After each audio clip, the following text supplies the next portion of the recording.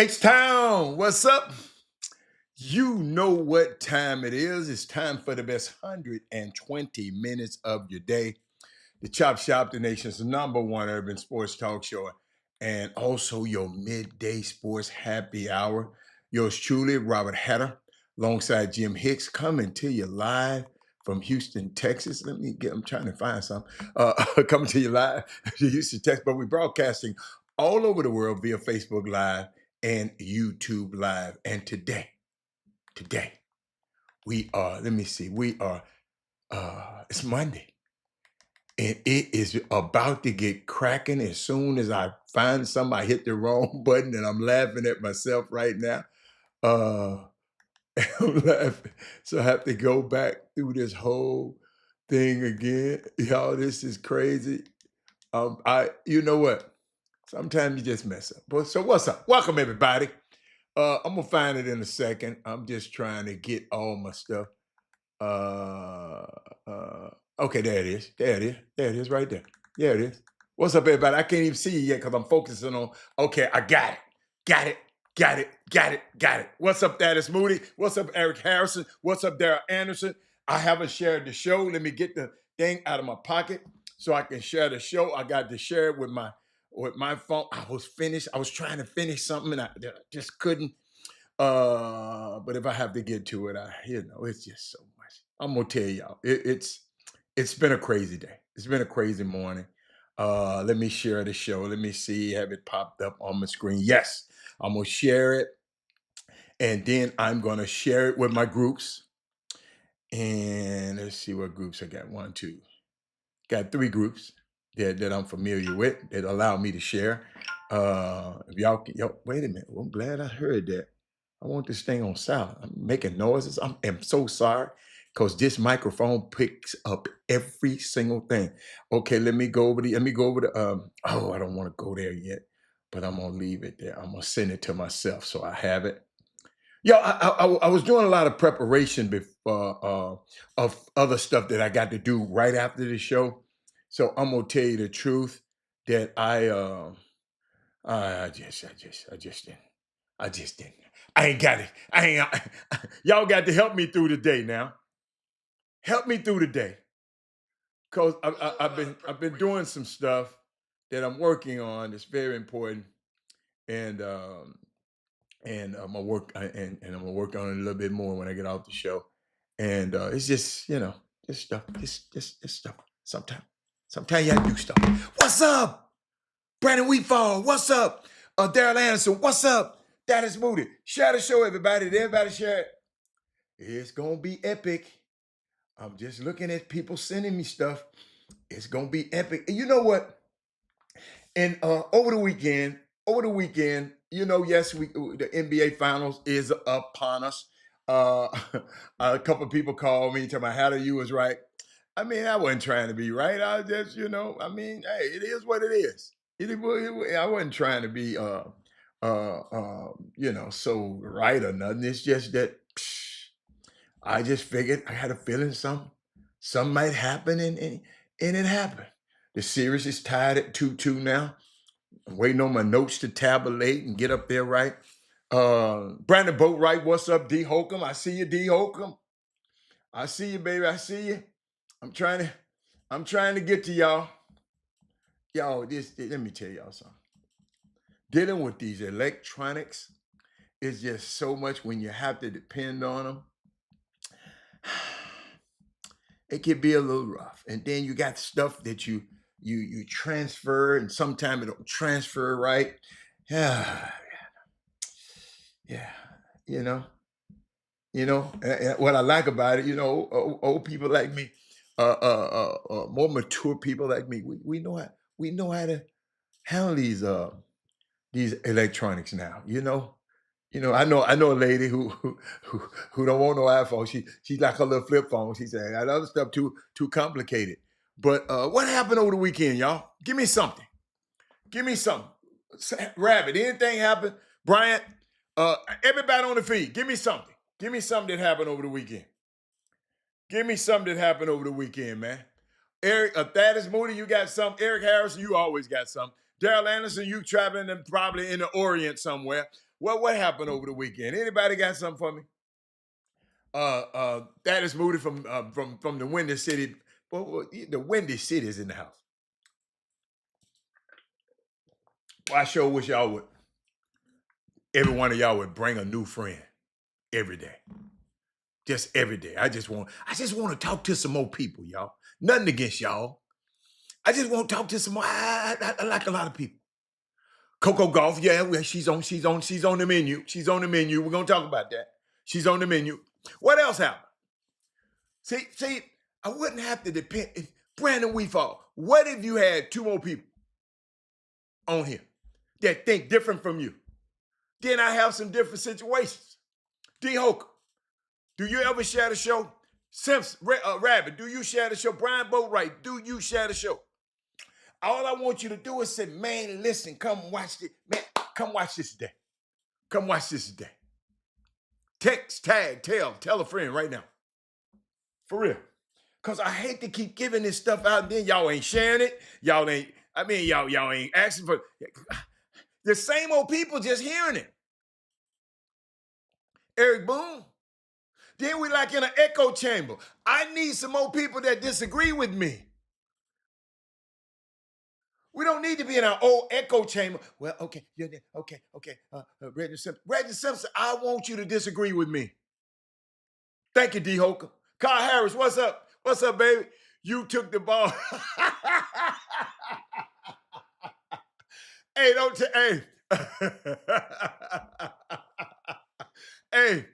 hey, Carl Harris. We used to play ball in Chicago, y'all. That's why I love Chicago so much. Chicago is one of the greatest cities that I've ever been in, y'all. I'm just gonna tell you, I love Chicago. They treated me like royalty up there, man. And that young man right there on that screen, Carl Harris, that man, hey, let me tell you something. Class act, class personified, man. The greatest guy in Chicago to me. Y'all might like Derrick Rose. I like Carl Harris. It's Carl Harris. It's Carl Harris. That is Moody. Then Eric Harris. Eric Harris. And we was talking about we was in the gym. And Carl is the one. He's on the air, y'all. But he right here now. Carl is the one that reminded me that when we used to play in this gym, I don't forgot the name of it, Carl. You used to take me where you were a member of. And Barack used to be in the gym too. And you would remind me. You said, Rob, man, it's just unbelievable how you took care. I didn't realize. You got to understand. When I went to Chicago, I knew Chicago guys can hoop. So guess what? I'm coming at the head. And Pee Wee was cold. But Carl always talking about Pee Wee. I took the ball from Pee Wee. I had to. If I don't take it from Pee Wee gonna score on you. Carl, I ain't have to worry about you scoring. You used to always want to be on my side. You was a smart guy. You said, I'm on how to side. No, yeah, I don't care what y'all got. I got him. East Bank Gym. That's the name of the gym. East Bank Gym. And man, it's just so, I mean, it's a time, man, I just had the time. No, East Bank Gym. No, it was the East Bank Gym. That's the name of it. I don't know why I keep forgetting that. It's the East Bank Gym. I think the Texans gonna get Chubb. Okay, that's good for the Texans. Did Texans have a the football problem last year? I don't know what kind of problem, because I ain't never watched the Texans last year. Y'all gotta know. I haven't been looking at the football since Colin Kaepernick and the CTE thing, me and pro football, and I'm not representing the guys anymore.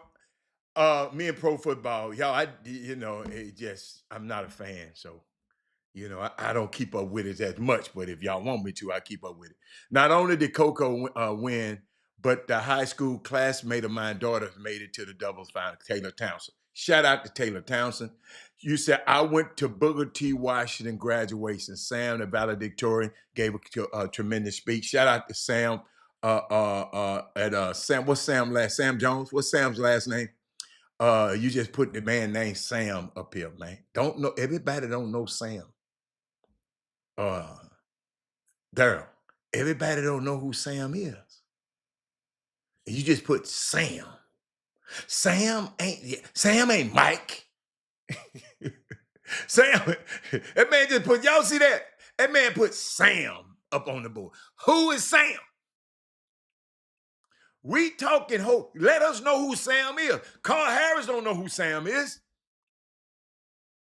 So a lot of people might not know who Sam is. Put the whole name up there. Let's keep on. Carl Harris put a lot of people in. Yeah, Carl can play now. Carl can shoot the piss out that ball, that little ugly ass shot.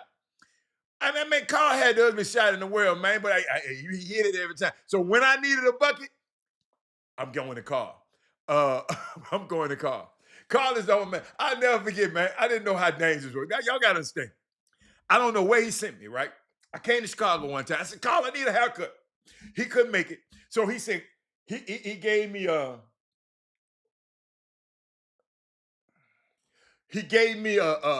Sam Johnson. Thank you. Sam, somebody said Sam Johnson. Is that boy named Sam Johnson?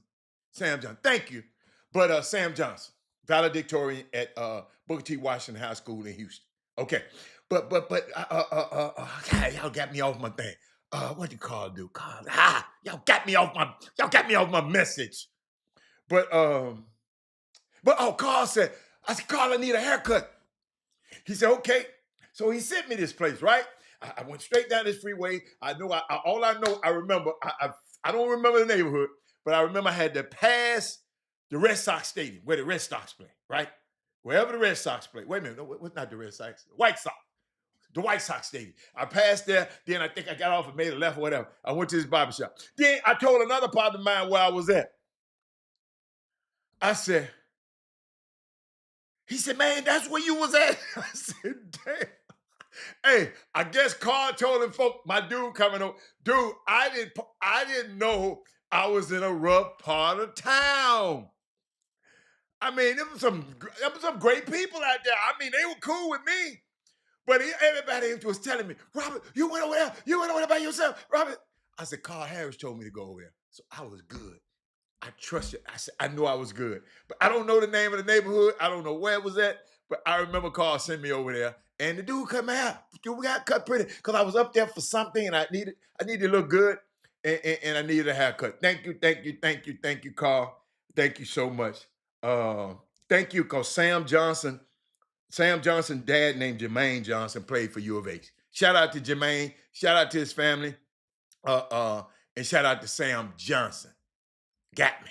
I like that. So when something else popped up, y'all put something else up there because y'all got so much to talk about. I'm just trying to see. I don't want to forget. Eric Boone is in the building. So let me just start off. I just wanted to see where y'all mind was. Want to see where y'all mind was. So first of all, it's 12 o'clock, right? At 1 o'clock today, see, we're always talking and we always, we constantly come up with solutions for y'all. High school open runs at Fundy today. It's absolutely free. Parking is free. All you need to do is bring your game. So at 1 o'clock, get them your basketball players out the house. Open run, and ain't no struck out, ain't no coaches, ain't no trainers. The kids can just come and play against each other. The same thing we saying they're not doing enough. Guess what? No excuses. It's making this happen today. The No Excuses Pro-Am that I'm trying to get y'all to come to on June the 15th on Father's Day. Carl, wait till I tell you what about to happen. He said, he talking about, yeah, we're going to talk about Coco Golf. I got Coco Golfers on my list, y'all. I promise you, she on the list. So people texting me about Coco. He said, hey, man, I didn't know Orange Mountain, Tennessee was rough. And we was out there eating like smooth. It ain't that bad. Orange Mountain ain't that bad. They said, yeah, Orange Mountain ain't that bad. Man, hey, homeboy, I was in Palm Springs. Google it if you don't know what it is. And it's a ghetto and a hood in Palm Springs. Let me repeat that.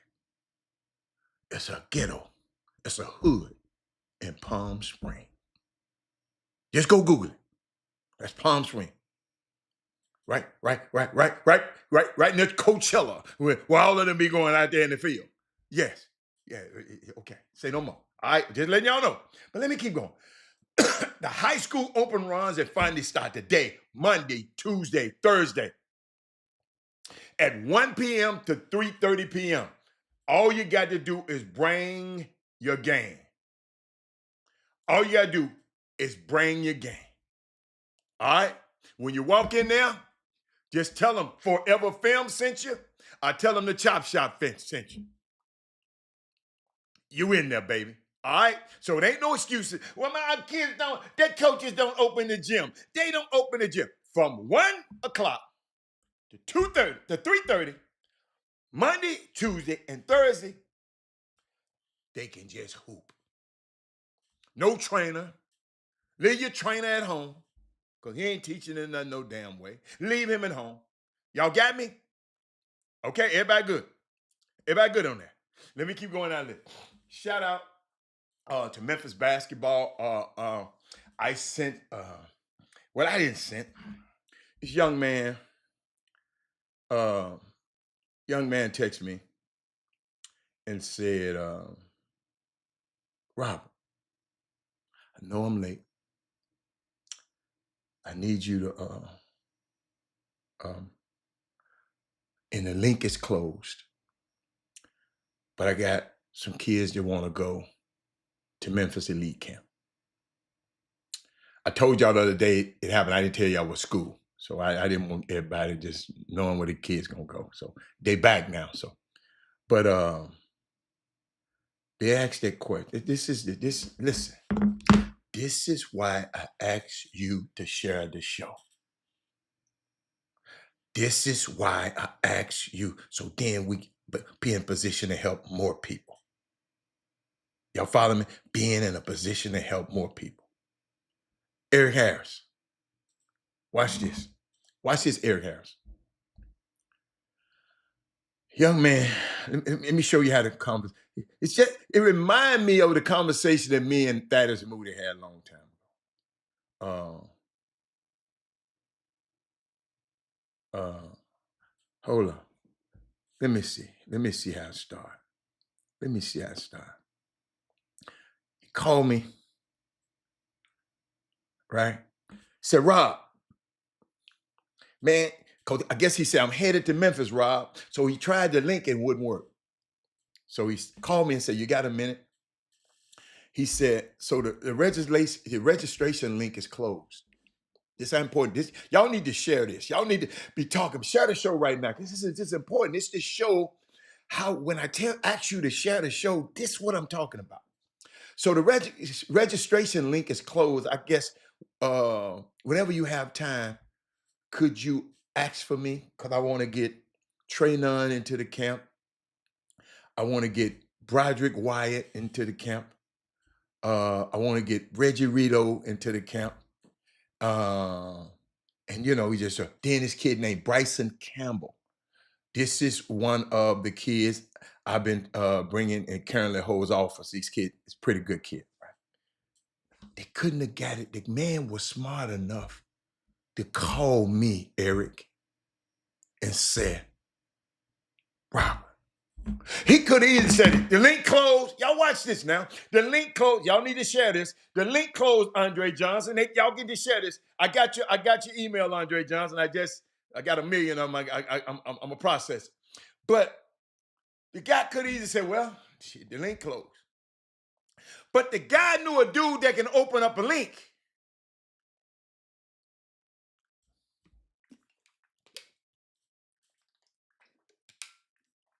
The guy watching this platform every day. When you watch this platform and you support this platform, it's certain things it comes with. I mean, you get privileges, right? So I said, man,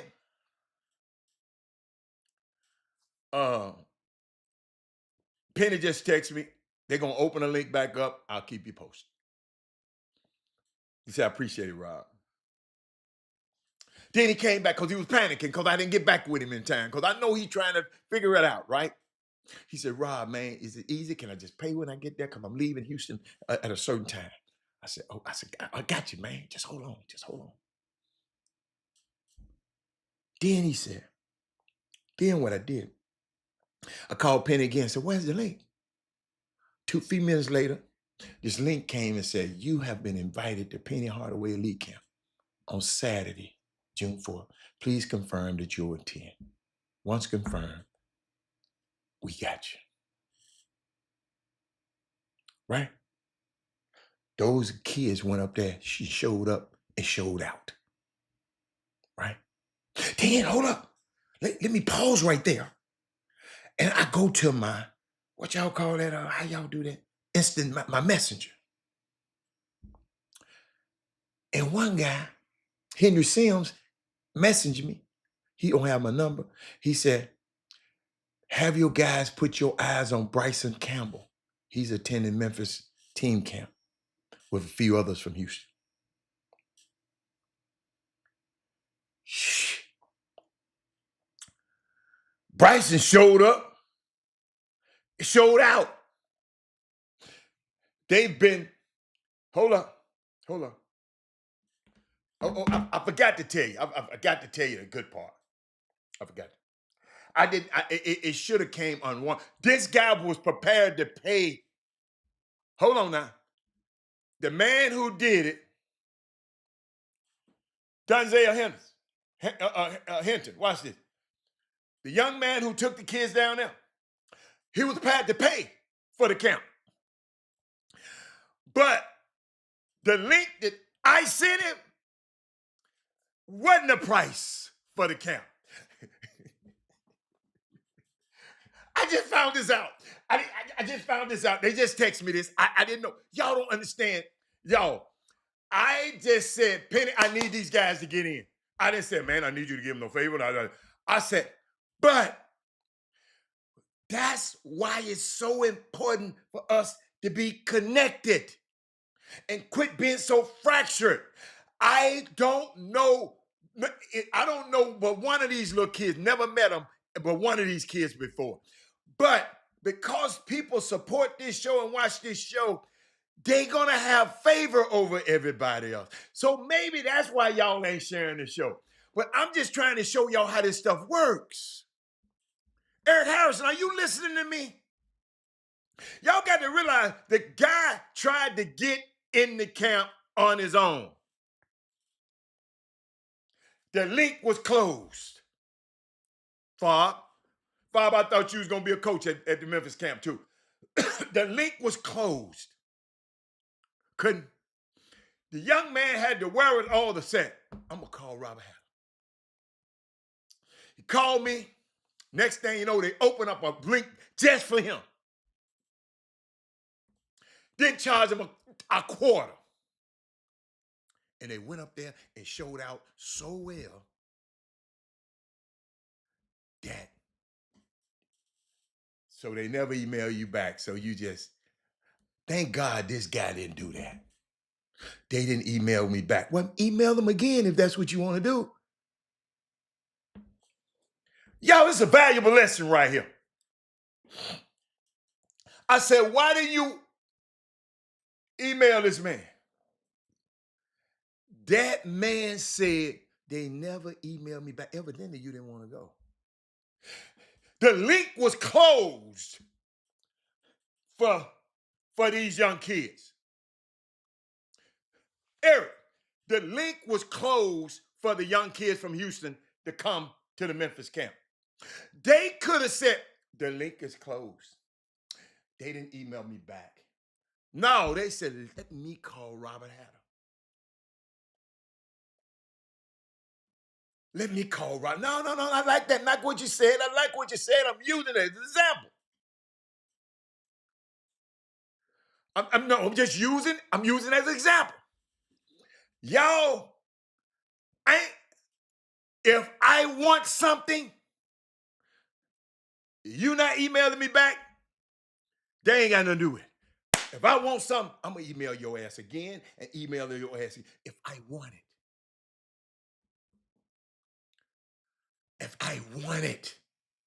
Man, hey, I'm past you, Fob. You just gave me a good. You think it's about you. It ain't about you. It's about the act.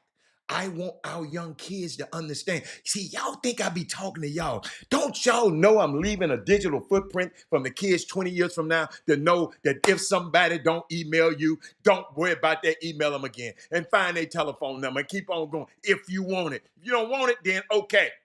You got something else to do. You follow me? Johnson, the link was closed down for this young man. He ain't told me. Hold up, my son talking about how you living.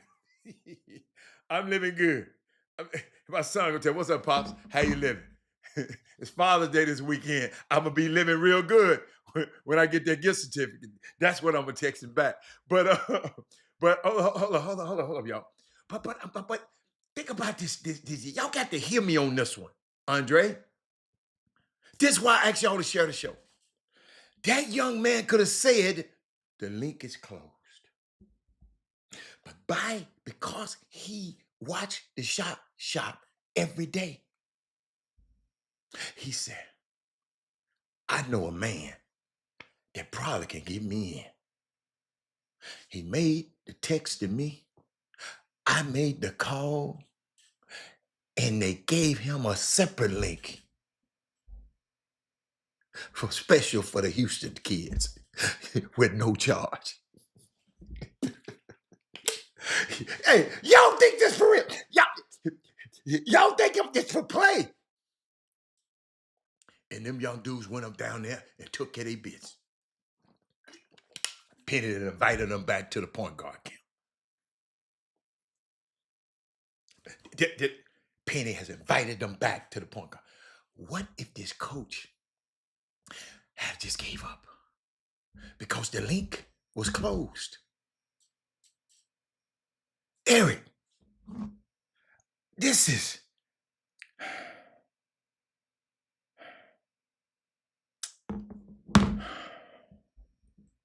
Man, I love this.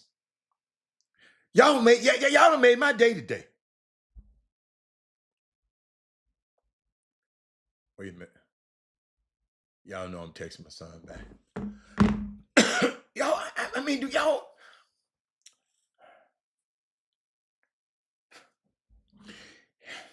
Hold on. Let me tell you what the coach was texting me back. Hold on. The coach was texting me back the whole weekend. He was texting, right? Y'all watch this. Watch this. D3. I can't thank you enough for everything you've done for me as a coach and helping me navigate my way through this board stuff. You've put me, talking about me, you put me in rooms I couldn't have walked in by myself, and you didn't ask for nothing in return. I'm forever grateful, man. This just happened this weekend. Y'all got to understand, I just did it. I got the power to do it. I'm not finna hold it. You got to kiss. You ain't got to kiss my ring. I ain't got no ring for you to kiss. I don't wear rings. All I want you to do is make sure our community and this summer basketball and this grassroots basketball better. That's all I ask. So if anybody ever talk about me on this show, say all he's doing is trying to, because we got the haters. It's the hater capital word. I was in the gym the other day. I had to get out of the gym because there was so many people in there I just didn't even want to speak to. So I just walk out of the gym, and I hate to keep walking past people and just not speaking to them. And in my energy, I didn't have the energy to speak to. I ain't fake, so it's hard. But this what the coach texts me back. The young fellas who listening with Mr. Johnson today, with Dr. 3 today. Young man tried to get. It's so important. Y'all got to understand. The reason I'm repeating this because I know our next generation is listening right now. Watch this now. Y'all got to watch this. Ed Harris said he had a great time at Rice University. I forgot all about Rice University, y'all. I ain't gonna lie, I played golf yesterday. I didn't think about it. But let me keep going. My young fellas, young man was trying to enroll several kids from Houston into the Memphis elite camp. The link was closed. They tried to do it too late and couldn't get in. So by him watching this show, he knew my affiliations with Memphis. And he texted me and said, Robert, is it any way possible you can get him in? I said, hold my beer. Hey, player, I need these kids in the camp from Houston. I need them in the camp. Next thing you know, they sent these guys their own separate link. Unlike the other people who had to pay to get in the camp, these kids didn't have to pay. Because of relationships.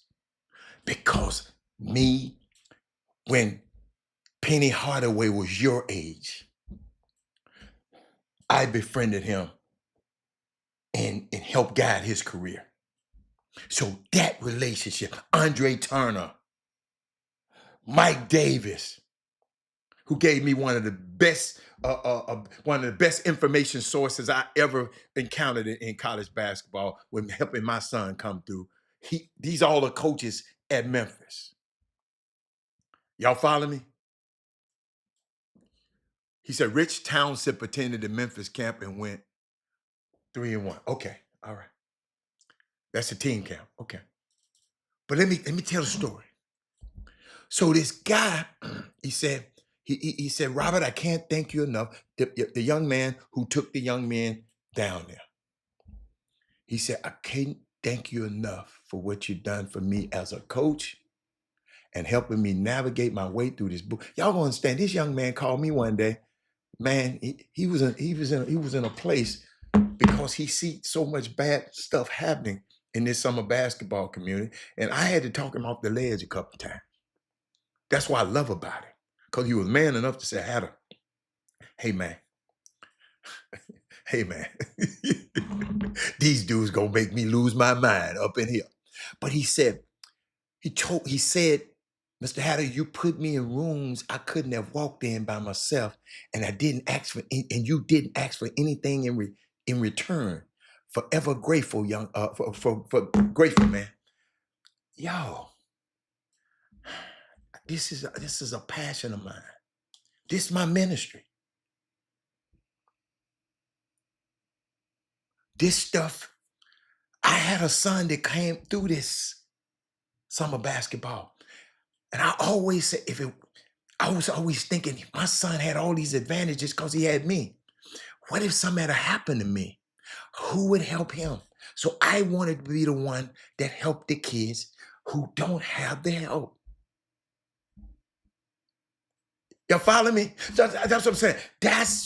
I'm the guy that want to have, my son had a great experience in summer basketball. I didn't like it. He had a good, y'all notice what I said. My son had a great experience. I didn't like what was going on. He loved it. And if he was happy, I had to be happy. You follow me? I put him in place. Hold up. I even sponsored a team for him to be on. He said, no, Dad, you can keep sponsoring that team, but I want to play on EYBL. Shanquetta, he told me I want to play on EYBL. Guess why now? He said, I like them shoes, Daddy, they got. And you have to earn them shoes. You got to be on the EYBL to get them shoes. You can't go buy them. So, okay. All right. Okay. Let's try to find you a team.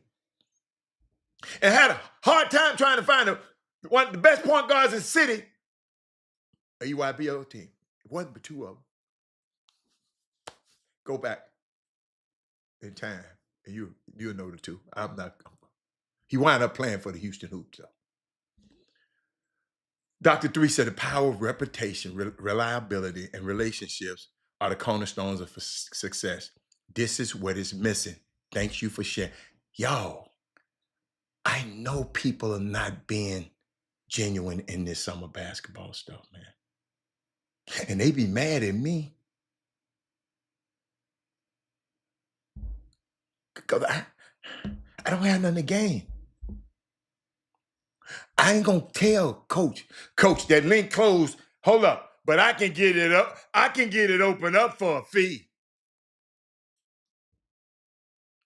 Man, God would have smacked boogers out of my nose for that. Don't play that. You put me in this position to help people, Shanquetta.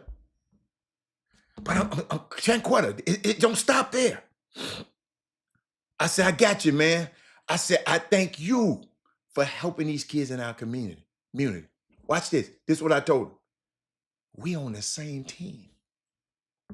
When you helping these kids, we on the same team. If you're hurting these kids, I'm not on your team. If you're trying to beat these parents out of something, I'm not on your team. Now, if you offer them some of value, I'm on your team. Okay? Then, wow. I guess, hold up. He said, you remember Tyshawn Taylor, same situation when he was at Kansas. He had stayed. He would have been a first round. Yes. He was at the camp. I guess he was at the camp. I'm sorry, I'm just reading all the coaches. All the coaches are texting. I shouldn't be reading all that. He said, hold up, he asked. He said, Rob, I know Mike Davis now. I met him because I told him, go in there and find Mike Davis. He said, but Rob, listen to this. I done walked around this campus. This is a guy who was overseas player, a guy that tried to play in the league, played it, had a cup of coffee around here in the league. He said, ain't nowhere in the world I'm leaving a situation like this with NIL in play, and they got NIL money, and arguably without injuries, the greatest point guard in the history. Man, please, they got everything in Memphis. Y'all notice I don't ever talk about the facility that much. I don't talk.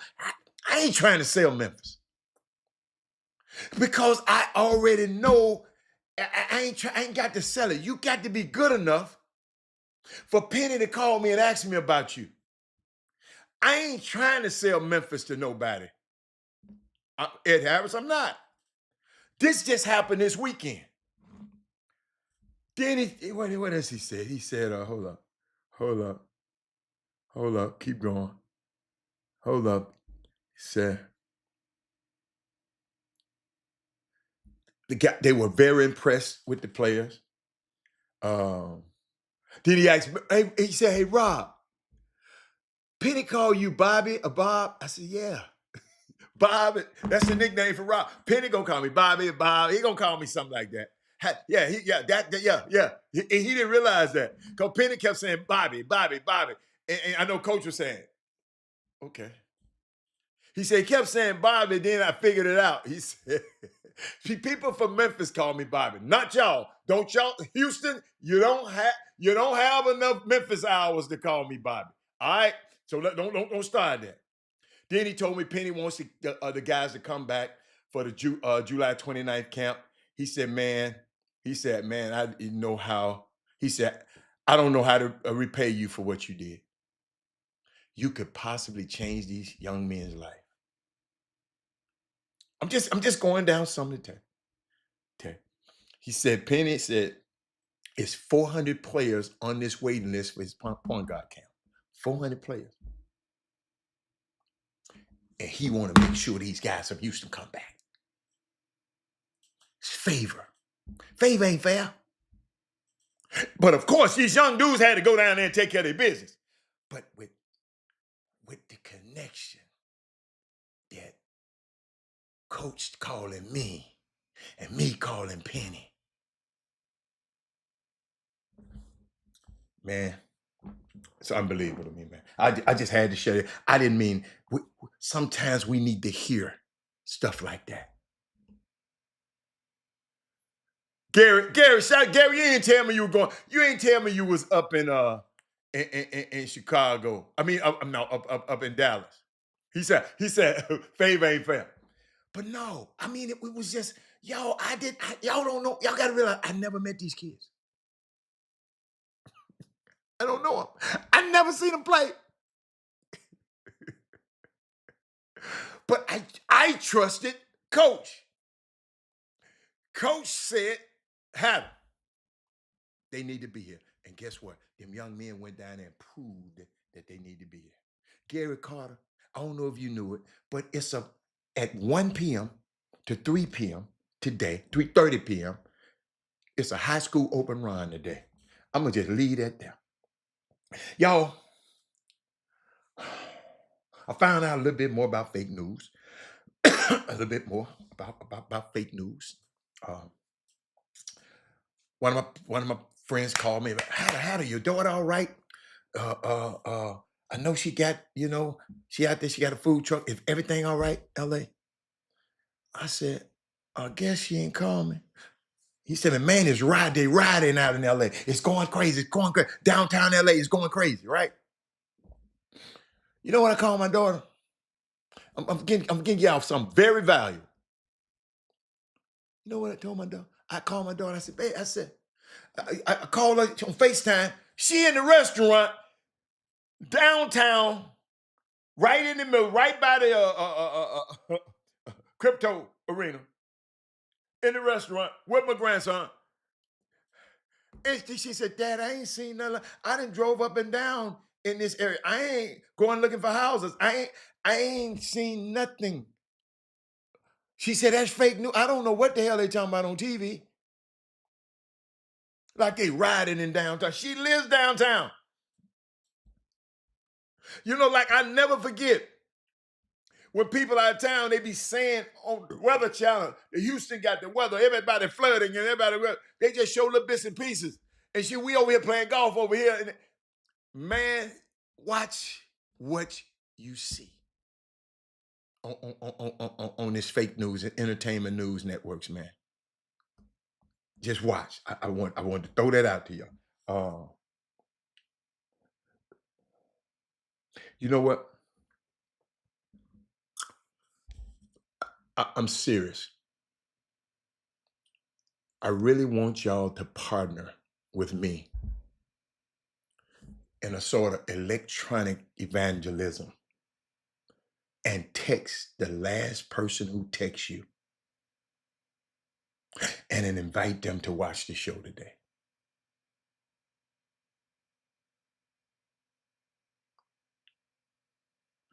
And let them know, because I want to make sure you're ready to sit in the world's messiest intersection where we talk about sports, entertainment, race, high school basketball, middle school basketball, pro basketball. We talk about everything. We gonna, at some point, we're gonna talk about what happened last night, and we're gonna talk about what happened when we got off the air the other day. Halliburton great one day, and everybody saying he stink. He stink right now. Y'all follow me? So I want y'all to partner with me. I want y'all to do a little electronic evangelism with me, because people need to know it's a ecosystem like the Chop Shop that actually helps people. And Gary, you did something other day. You probably didn't even think nothing about it. And I don't know if I caught it, but you talk to the evaluators, and I didn't even. You talk to the evaluators, Gary, and I'm trying to find. Here it is. Let me name that. Watch this, Gary. Let me see, Gary evaluators.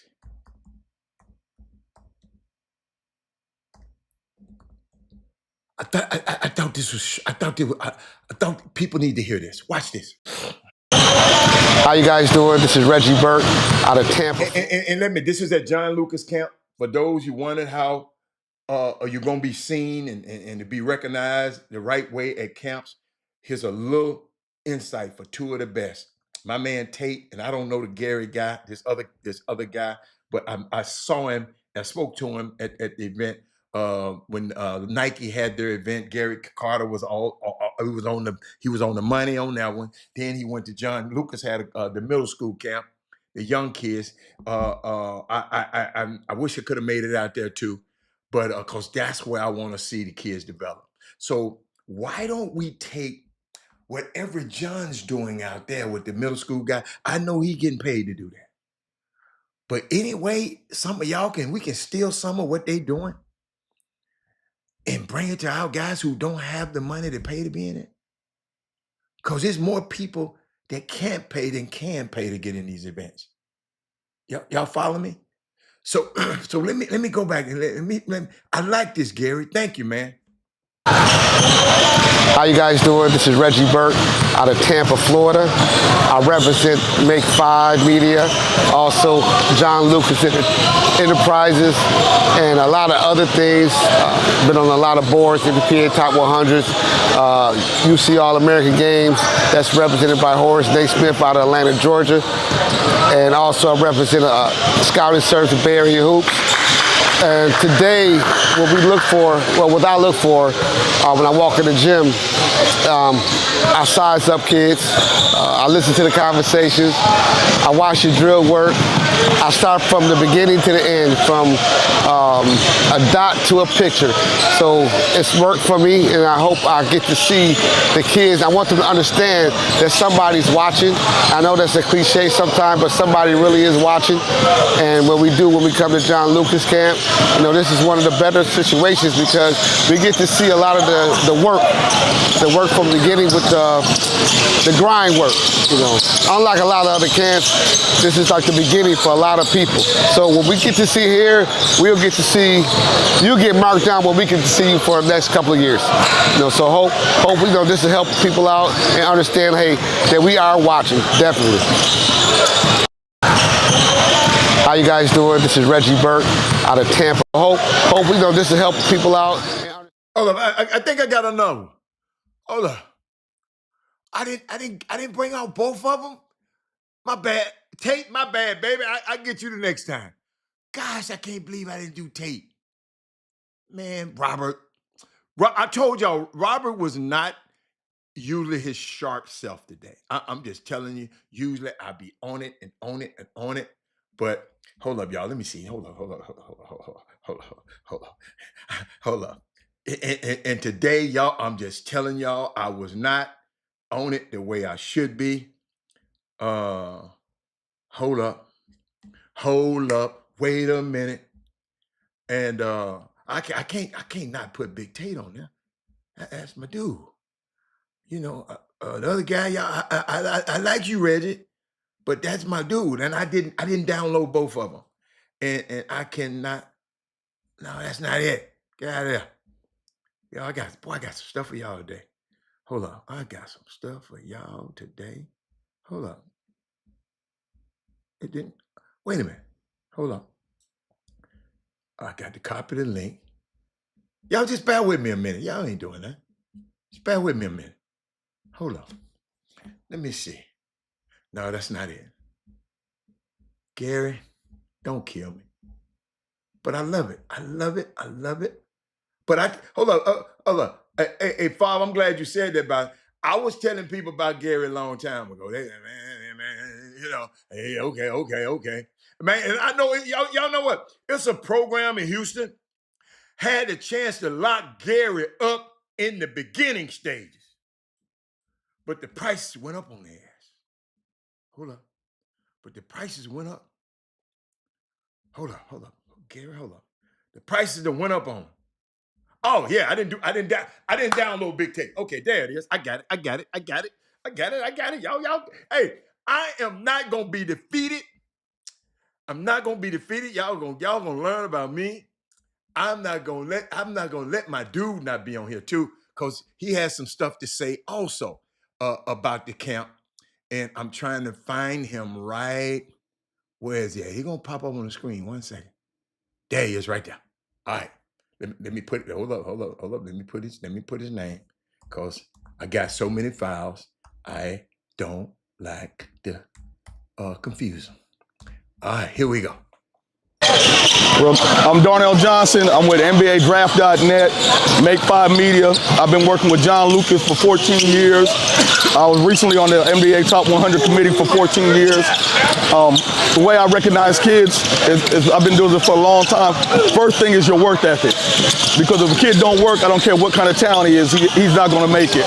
Second of all, it's just their attention to detail, how they listen. Because right now, fundamentals is what's lacking in basketball in the United States. So that's really what I look for. And then, athleticism, everything else. But right now, it's just attention to detail, motivation, and their work ethic. Well, ladies and gentlemen, you see why I asked y'all to share this show. It's kids all over the world need to hear what these two gentlemen just said. And y'all, we got the power. I know some of y'all ain't shared it with some of y'all people. I know. I already know. I know. I'm smart enough to know. Some of y'all don't want people to know you're watching this show. Some of y'all don't want people to have all this information. I know y'all are selfish.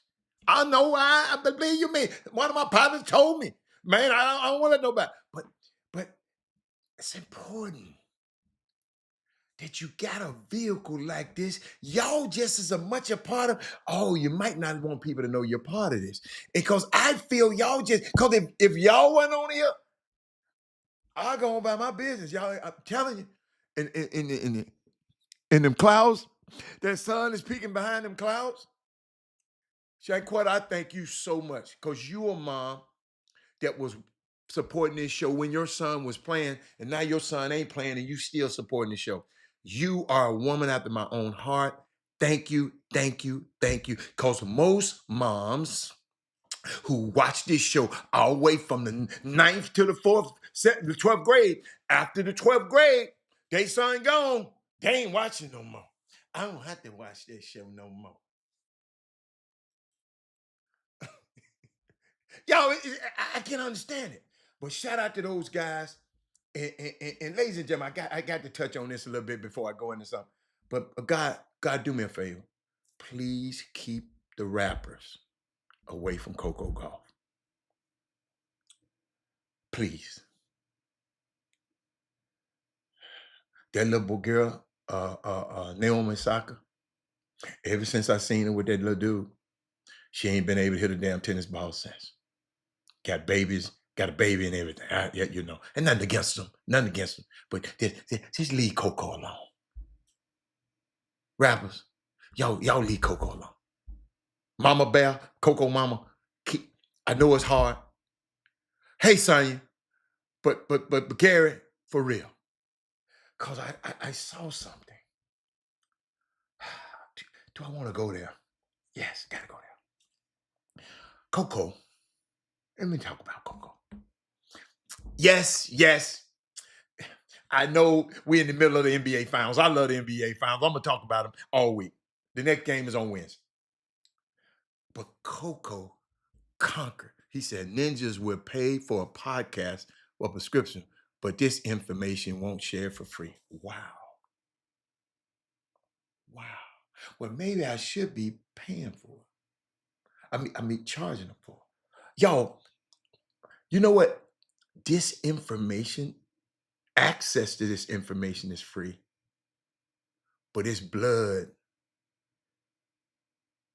It's my blood. It's my time and my sweat and my love for what this community and the basketball community, how my son loved it.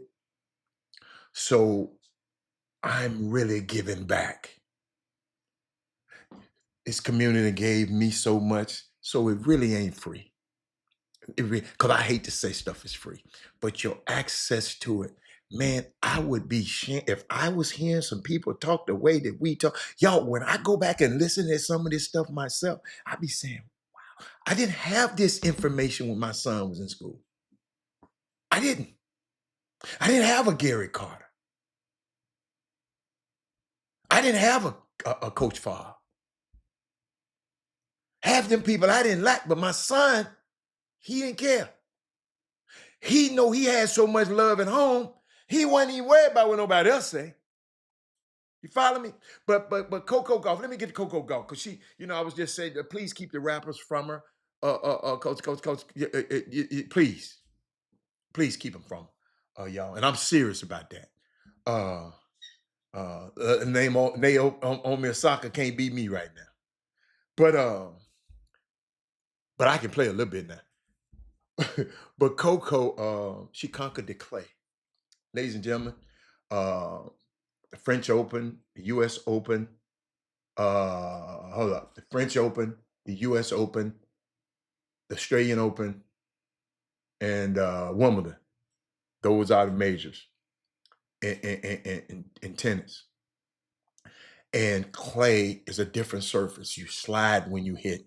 It's a different technique. Like when you're playing at Homer Ford Tennis Center, when you're playing it, you stop when you hit. But on clay, you slide and hit.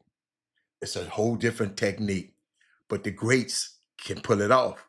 I tried it one time because they got some clay courts here somewhere. I got where they at. But I tried it. It's different. It's different. You sliding and hitting, not stopping and hitting, if you understand what I mean.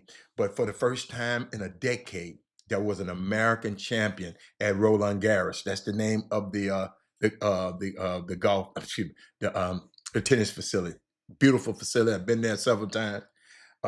Coco Golf. She becomes the 5th American woman in the open era to win multiple singles titles at 21 or younger, joining Serena Williams, Chris Effort, and Venus Williams and Tracy Austin. All of these people, because I grew up playing tennis, I knew about Tracy Austin, Chris Evert. Chris Evert used to be one of my favorites. Her and Jimmy Connors. Jimmy Connors was left-handed like I was. I ain't gonna tell you no lie, because I didn't know better, because I was young. When you know better, you do better. I used to like Jimmy Connors over Arthur Ashe. I was mad because I didn't know no better back then. Jimmy Connors left hand. I bought his tennis racket. I had his tennis racket. Oh, hold up, but I did have Arthur Ashe tennis racket too. My mama got me any tennis racket I wanted to. I'm just so glad Coco beat this girl Aria. What her name? Arena. What her name? Arena Sabalenka. Coco knows. I think Coco knows this woman don't respect her. She was basically, the lady came on after Coco beat her. Y'all listen to this now. No, it's another one have clay too here. I'm gonna tell you. I'm gonna tell you to it in a minute. She said, "I love to see Venus helping her, the entourage." No, Venus wasn't in her. No, encourage. Don't you know Venus was there cheering for Sabalenka? Sonya, go look it up. I think Venus was in Sabalenka's box. Sonya, why I'm looking, I think somebody called and told me that was over there. They said Venus was supporting Sabalenka, the #1 player in the world. Shout out to Zena Garris, a great lady, great lady. West Side Tennis, yes, West Side Tennis had some claim. Yes, they did. Absolutely. Let's see. But check on that for me, Sonya. Check on that for me. Yeah, because they said, man, Venus was there supporting the other girl. Yeah, y'all better check up on that now. But I'd never seen this before. Imagine this, Malcolm Hall. Imagine this, Harold Tillman. Imagine this, Sonya Sandiford. Imagine this. Imagine this, Sonya. Sonya, this gonna get Sonya. I just whoop you. Venus whooped Sabalenka. Do you know what Sabalenka came on there and said?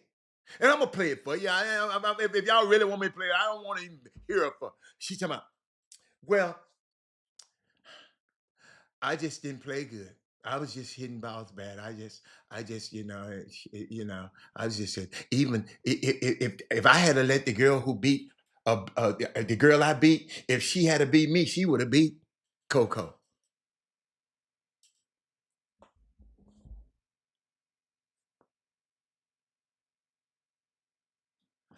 Shanquetta.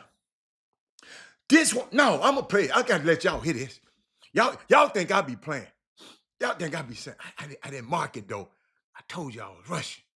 Let me see which one it is. Let's see if this one. Hold on. Let's watch it. Let's Let's say.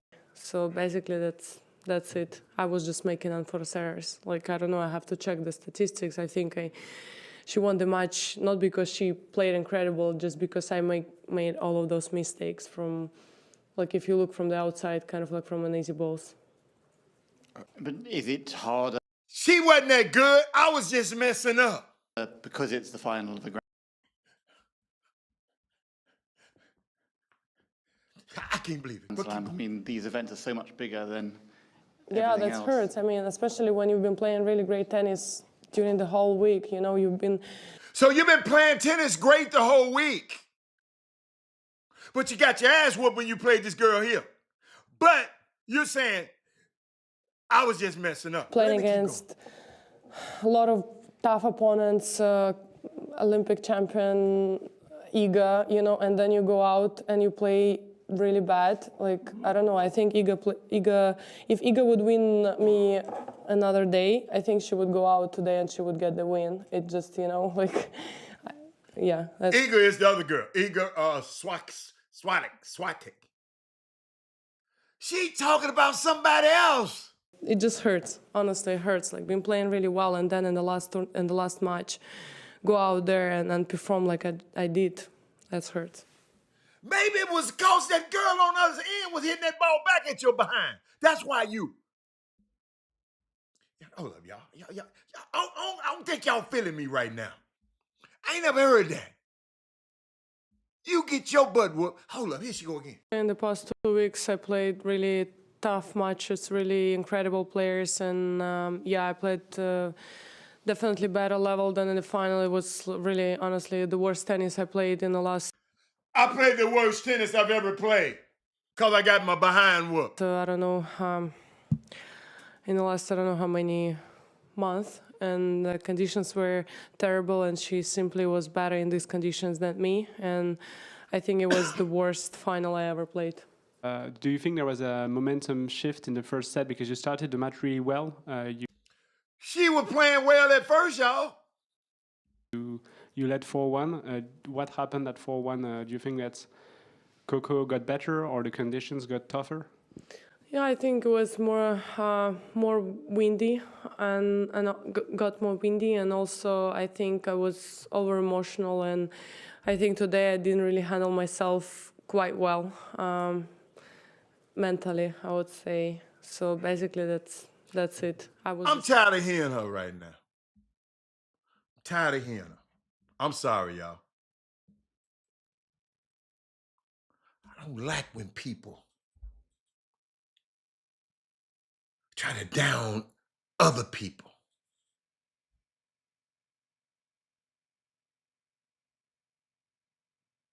I just don't like it. She's a horrible loser. It's not even that she didn't play incredible. I made a lot of. Hold up. She didn't play incredible. I made a lot of mistake comments. But bringing up another player and saying she would have beat her? Sonya, where they do that at? Kenneth Gamble, where they do that at?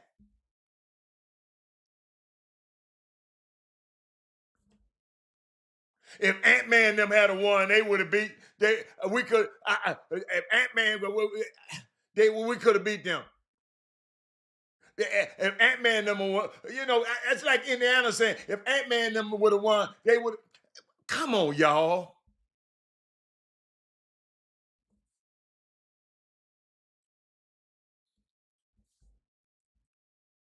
We need to have an honest conversation, y'all, about what leads players to making substantial amounts of unforced errors. Can I help you? Because I play this game pretty good.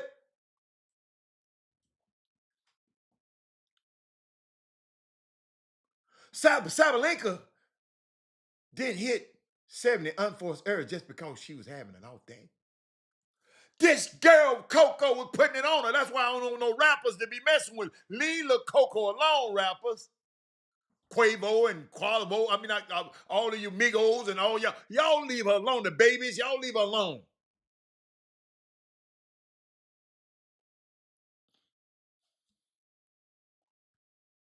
Playing a defensive genius like Coco forces you to decrease the margins and take bigger risk. Hence, a high unforced error count.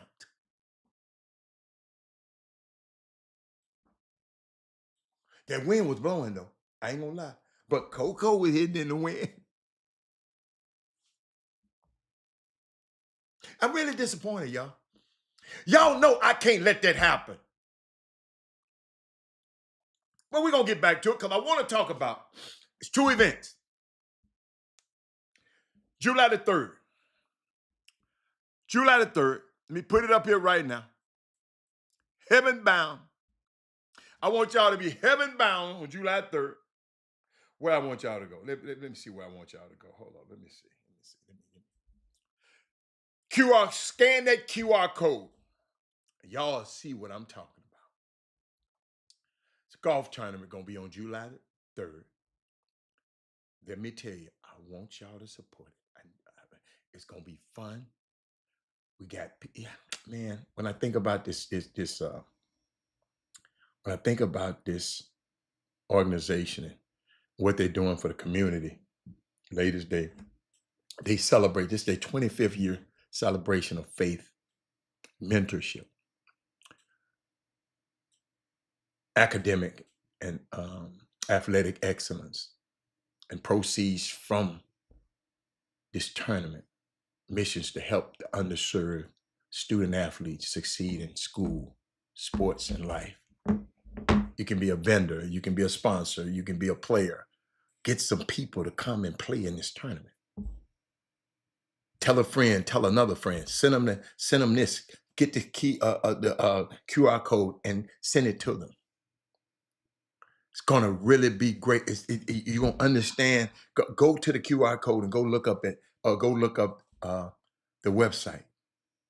I mean, it's just amazing things that these people have been doing. And guess what? If you're not doing it in the community, it's a great way to help the community. You ain't gonna do it, but guess what? You go and sponsor a golfer. You go and sponsor a foursome. You go and sponsor anything that happened. But it was a great event, man. I can't wait. 832-390-1831. Make sure you call. Register now. Register now. Don't wait till the last minute. Don't wait till the last minute. Register now. And we're going to be talking about it up until the event, couple of days of the event. We're going to be talking about it. I'm excited. But Heaven Bound Christian League, it's unbelievable golf tournament this year going to be there. They got all kind of events that week. Basketball camp, football camps. And matter of fact, the kids in summer camp right now, and everybody preparing for this big weekend. Okay, so let's get it to your golfer friends. Text, tag, tell somebody. Okay, let's do that for real. But the thing that I really another thing I want to share with you, Coach. You know, y'all, I'm a father, right? And I really don't like how they be handling us on Father's Day. You feel me? Y'all hear me say, you feel me? I don't. Sanquetta, I got you. Send me your information, chopshophtx@gmail.com. Chopshophtx@gmail.com. I got you. That's easy. But y'all, where do they do this at? Ivan Pettit Jr., I know you're going to have your kids up there. Your dad, y'all going to have 3 generations probably at this weekend. Daddy used to play in it. Son was a support of it. Now his sons. Unbelievable. But Father's Day, Sunday, June 15th, the fathers and their kids eat free. the fathers and their kids eat free. Ladies and gentlemen, y'all already know people don't think about. Let me hold on. Let me show y'all something. I can't. I didn't want to play it because I didn't want. I want y'all to hear something. See, that's why I like to share stuff, but I don't like to copyright nobody's stuff. Hold on. Huh. I like this. I like this. Boy. Huh. I really like this stuff. Hold on. Hold up. I got it. They sent it to me. What did I do with it? Oh, here it is. Here it is. Watch this. Watch this. It's okay. I know it's hard being, you gotta learn some lessons, some man lessons, okay? I know it's hard being a woman, but there's a coldness that you have to accept when you're a man, especially a black man. It's like the world's cold as a mother, okay? As you get older, one thing I learned, only women, children, and dogs are loved unconditionally. A man is only loved under the condition that he provides something. I've never heard a woman in my life say, you know, after he got laid off, we got so much closer.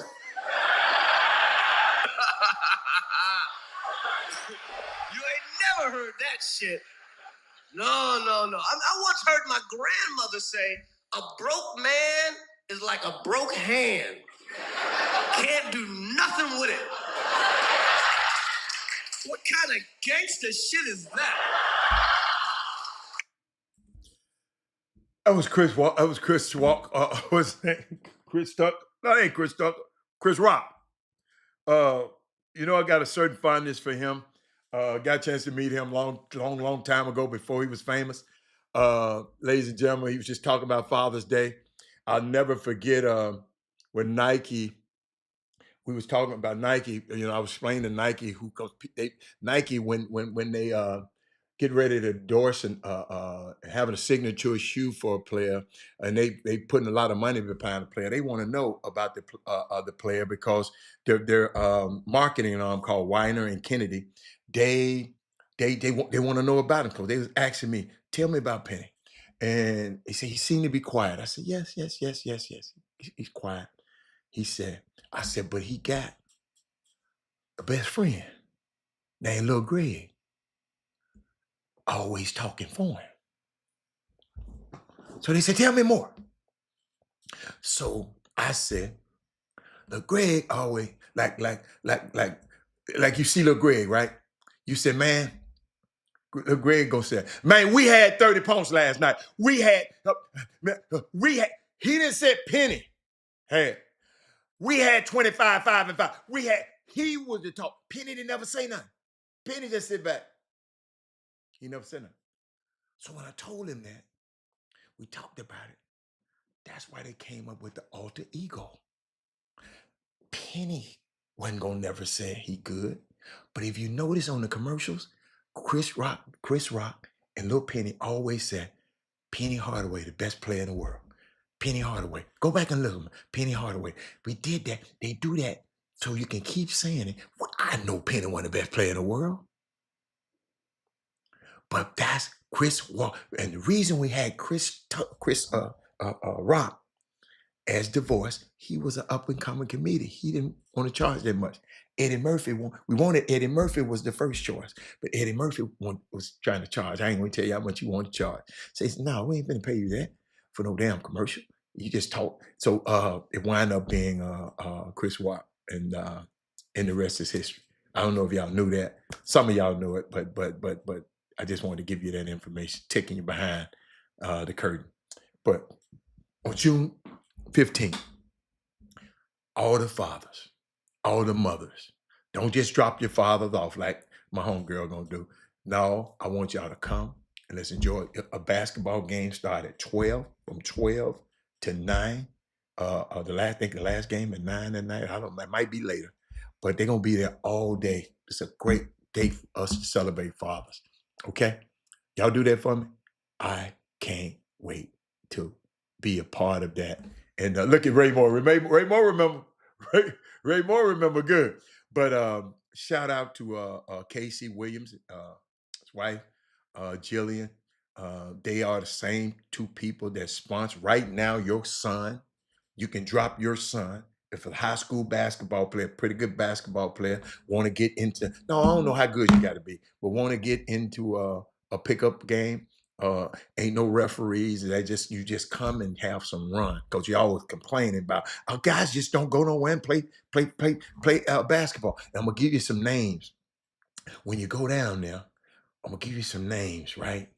To holler at when you go down there. You use this name. You say, is Mr. Coach Casey around? Coach John around? Or Coach Burrell around? Said, Chop Shop told me to come by here. Coach John, Coach Casey, or Coach Burrell. Those three guys down there, Monday, Tuesday, and Thursday, from 1 to 3. They might extend it to 3:30. Forget what they say. From 1 to 3. But if y'all hooping good, they ain't gonna stop no good hooping. So I think that's admirable. This man thinking of enough to give your kids somewhere to play in the daytime, okay, in the summer, okay, for 2 hours. And on Father's Day, let's show our appreciation. Let's go to Fondy Recreational Center downtown at 110, I'm sorry, 110 Sabine Street, okay, downtown. All right, we good? All right, tell somebody. All right, we out of here. All right, so let me get back, because I was still on Coco. I wasn't gonna let y'all get off Coco, because I want y'all to look at it. Let me see. You know, I'm just, I had some notes on Coco. It was windy, difficult conditions, and Coco handled it better because she made more balls. She made it to the balls. Again, that's clay and that's tennis. The elements always get you on the clay courts. The you know, they had they covered the roof sometimes. I call it semi-indoors. And she could just hit that serve with no wind. Now she had ladies and gentlemen, to that day, Coco won Saturday, early Saturday morning, the better competitor won. Don't let nobody say that. And then Chris Everett, she one of the greatest players ever. She said, let me put it, I think I got it. Look what she said about Sabalenka. Watch this. I love this. She said, if you are the number one player in the world, or number 2 in the world, you should know how to play and win the days by now. Yes, the open run is absolutely free. Open run, ain't nobody got to pay. You ain't got to pay no $25. You ain't got to pay no $5 to get in. You ain't got to. The open run is free. Thank you, Fob. The open run, Monday, Tuesday, Thursday, 1 to 3 at Fondy Recreational Center. Drop your player off. Let him get his game. Let's see how his game match up without no coach telling him no play. Let's see can he go win some games. Every point is important. Don't go call UIL saying the man having trials and recruiting. Who? I don't know who you're talking about. No. High school open run. In other words, these other coaches won't open their gyms. UIL. Your high school coaches, y'all don't allow them to open the gyms. So somebody said, okay, I got a gym, y'all can come play. Some people, they open the gyms to just certain people. No, I got you. I'm just saying, you follow me? This is a gym. I mean, I'm not, listen, I'm not going to beg you to tell your kids to come down there and play. I'm not. I done told y'all, these kids got to learn how to play. Melanated golfer. What's up, man? Hey, Vic. I played yesterday, Vic, in that hot ass sun. Yesterday, right? But ladies and gentlemen, I must admit,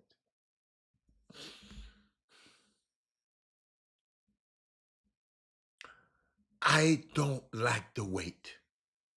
when I play golf. That's why I'd rather go to certain places. But this particular place, that when women listen, women, bless y'all heart, but y'all just slow play down. That's why Locking Bar don't allow women on the course. Nothing against y'all, but playing golf, y'all just don't hit the ball far enough. Some of y'all just can't play. So, wait, and then the guy's trying to impress y'all. Well, hit it again, baby. Hit it again, baby. Hit it again, baby. Hit it again till you get one, baby. And then everybody else, we back here waiting on the tee. So I understand why the guy's doing it now. Oh, they trying to come up.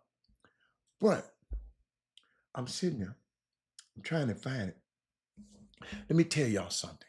All you people who learn how to play golf now that look like me, I had an advantage because I went and read every book in the downtown library on golf. So I understand the etiquette. I know how it was derived. I know how it was founded. I know it's supposed to be a gentleman game. It's supposed, but listen, if you want to learn this game, go out there with people who know how to play the game.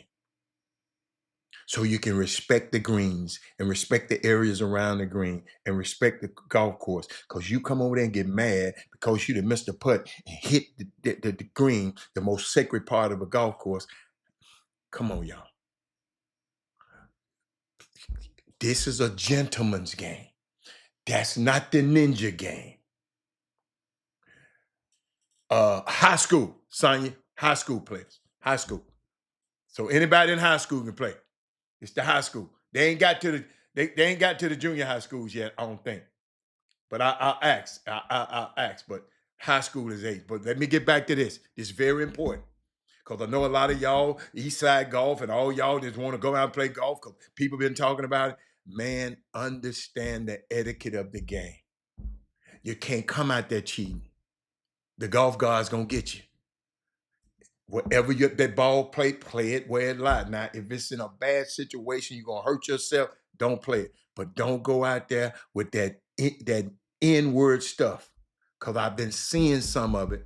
And just, come on, man. Come on, man. And I was thinking about it yesterday because the guys in my group, they was a little frustrated. But they know I don't play that. Man, them guys paid their money to play. Let them do what they do. You follow me? You got to control yourself. And I ain't gonna tell you no lie. It was messing me up because it was taking so long and it was hot. So I had to find me some shade, hydrate. Then by the time, I was taking, it was terrible. But you got to play under those conditions. Unless you do like Michael Jordan do, he bought his own golf course. You know why? Because he got tired of people telling him what he could not do on their golf courses, so he bought his own. Hold on. Y'all get that. Y'all get that in a minute. Golf is not about just wearing a nice outfit out on the golf course. You got to be a gentleman. Even if golf is a game that you call a penalty on yourself, even if nobody else seen the ball move. Nobody else think you all right. No. It's just unbelievable that it's a great game. I see why they didn't want us to play because it's so much fun. But then I saw this. And I want to share this with y'all. This kind of crazy stuff be happening on the golf course. Hold up, let me find it. Where them dudes at? I think, oh, here it is. Hold up. Let me mark it. Okay. Argument. It was an argument on the golf course. Not on mine, but I saw this and I wanted to share it with you. And I'm going to show you what happened. You didn't wave. Oh, we didn't wave. All we got was a ball. Are you a bro? Yo, I will slap shit out your old ass, bro. What's going on? No, we were going to let y'all go through once y'all caught up. Well, that's fine, but you didn't let us catch up. Plus, you picked up one of our balls. Yeah, you almost hit us. I knew it was going to be a flyer, but geez. No, that dog. What are we doing? That's Oh, dude! We didn't pick up your ball, but you almost hit us. We were told when we checked in that we should just hit through you. Why would you hit through us? That doesn't make sense. That's what we were told. Who says that? Camera group in front of you, so just wave at them and go. So we should have said something. First of all, yes, you should have said something. Bro, y'all almost hit me with a ball. I mean, you're standing there. First of all, Hey, pal, get the camera. hey, pal. He said you got a camera crew in front of you. Correct. So wave and go. Yeah, that. Okay, well, can you get out of our way so we can finish our round? Are you a bro? Yo, I will slap out your old bro. And what happened? I know this is a Crammer crew, and they looking for clicks. I'm using it as an, ladies and gentlemen, I think that happened. It could have happened yesterday. Okay. It was a blind shot. So I couldn't see, and I was first up on the tee. It was a blind shot. That means I couldn't see the other people. All I could see the green, and I saw people coming off the green. So I assumed that was the guys in front of us, the guy, because it was a par 5. And I assumed that it was some more people up there, right? I mean, they left the green because we stopped. I think we talked to the cart girl or whatever. So I'm thinking everything is free. I mean, I can hit, you know. But when I go back now, because I had 2 guys playing with me, they don't hit as long as I do. So I let them hit most of the time first because, you know, they ain't going to reach the people. But I hit the ball, and I usually hit it right. And all of a sudden, after I hit the ball, I saw those people going across the court. Man, I could have hurt it. Just if I hit the ball where I usually hit it, I would have hurt somebody. I don't want to do that. And I was, but I hit it to the right, which is, I like that spot too. But I went up, but I stopped, got in my cart and rode up and told them people, look, man, I apologize. I did not see y'all. They said, we didn't see your ball. And I said, but from where y'all was at, it would have hit y'all. So I apologize. He said, okay. I mean, like that. So I didn't mean to hit up on him. I just didn't see him. So you have to pay attention. But what I did was I went to talk to the people. I let them people know, man, I never want to hit a ball. That ball is hard and it could hurt somebody. So, but when you learn how to play this game, man, don't come out there with all that old, don't come out there. You're not playing basketball. You're not playing football. Don't come out there with them. Y'all know how some of y'all are. Don't come out there with that, man. No, for real. You're serious. Just stay where stay where you at. Stay where you at. And on to my basketball fans, I'm watching this finals. This Rick Carlisle, to all you people, who always talking about, I be hearing y'all talking about basketball is what they be saying? It's all 101 and that's all they doing and 101 this and 101 this and let me see what they be saying. But I'm finna give you some content. Finna give you some. Finna give y'all some. One of the highest basketball IQs in the basketball game. It's gonna break this down to you. I was gonna break it down for you, but I'm gonna let him break it down for you. Shit, I found heat break over. I was gonna break this same tape down, but shit, when I got him, I'm trying to find him. Y'all know. Oh, here he is. Here he is. Hold up. Let me just put his name, Rick Carlisle. Yeah, I wasn't prepared today, so I'm sorry. Hold up. Breakdown. All right.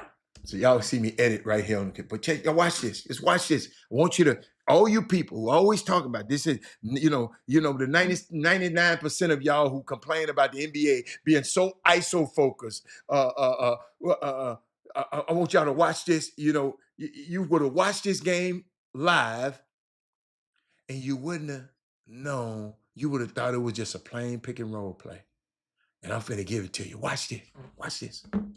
If we pause it right here, you see some really interesting action. You got a cross screen for Obi Toppin. Go ahead, let it run. And it looks like Obi might be the guy that's involved. And then you got a double back screen for Benedict Mathurin. It looks like he may be the guy. And then there's a stagger away for the 5-man, which actually turns into a pitch. And all this movement creates a really great opportunity. I'm sorry, I'm going to go back because I want to talk about some of the stuff he said. Everybody talking about ISO. But watch this dude break down this game and break down. And I want y'all to interject some of this into your brains now, okay? Into your mind. Watch this. First of all, they're talking about the cross screen. Somebody called me and said, Robert, what is a cross screen one time? Right here, you see some really interesting action. You got a cross screen for Obi Toppin. All the guy doing is coming cross, and the other guy's going to screen from it. Cross. At the bottom, that way, man. You can see it up there, right there, up the top. Okay, I can't point it out today. But hold on, watch it. Go ahead, let it run. And it looks like Obi might be the guy that's involved. And then you Obi Toppin was wide open. He didn't get it. Got a double back screen for a double back screen. All of this, all in one play and all one possession now. But y'all said it's ISO. It ain't ISO, and there's something happened away from the ball. Y'all problem is y'all only watch the ball. Look what's happening away from the ball. It looks like he may be the guy, and then there's a stagger away for another the 5-man, stagger away at the top right there. Love them staggers. Which actually turns into a pitch. A stagger into a pitch. And all this movement creates a really great opportunity for Miles Turner. So I don't know which of my coaches was the one that drew that one up, but the great thing about today's game is that pace and movement have made it an even more beautiful game than it's been over the last several decades. But I know Thaddeus Moody. A lot of people would have watched that and say, oh, that's all this ISO. Y'all, there's some stuff going on out there, man. I'm just trying to get y'all to watch it just a little bit better. I'm watching it better. I'm learning more. I'm learning more. I promise you, I'm learning more. That's why I'm trying to share it with y'all. What else I got? Then I saw some. Y'all know I talked about Brother Malcolm the other day, right? For over 30 years, the businesses in Harlem have shut down for 3 hours to honor Malcolm's birthday. Ladies and gentlemen, Chick-fil-A. Hold on. Jimmy trying to get in. I just saw it pop up there. I'm gonna tell him to hit me again. Try it again. Try it again.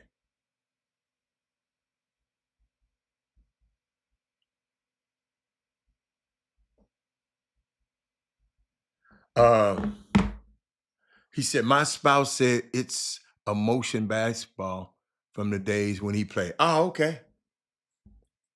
Mr. Sanford, you know what you're talking about. But y'all, everybody shut down, and I'm going to talk about it a little bit more tomorrow. Everybody in Harlem. Y'all got to remember, I just left Harlem and walked up down all these streets. What are they talking about? For over the last 30 years, Harlem businesses have shut down for 3 hours to honor him. Chick-fil-A made a decision to stay open. Now, this is the same Chick-fil-A that closes on Sunday. We're going to talk about that tomorrow. Okay? So y'all can get your information. We're going to talk about that tomorrow. All right? Jimmy, I'm going to bring you on in right now, man. I didn't even, I got it on silent now, so I can't see it. If I ain't looking up there, it doesn't pop on. What's going on, Doc? What we got? You talk about them June bugs? No. June bug Monday. What you see over there? Go on, talk about the June bug. You can talk about the June bug. I ain't see nothing. All I saw, Jimmy, I wasn't watching the game. I was talking to every damn body. That's why I left. I got tired of talking to people because I wasn't having a chance to watch the game. But that's the whole thing. But you're not obligated to watch the games. But I wanted, it wasn't an obligation. I wanted to watch.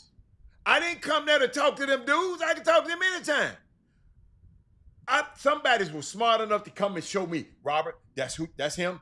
So I got a chance to watch. Before you got there, I got a chance to watch some of the guys. But then when all the people came in, everybody want to talk.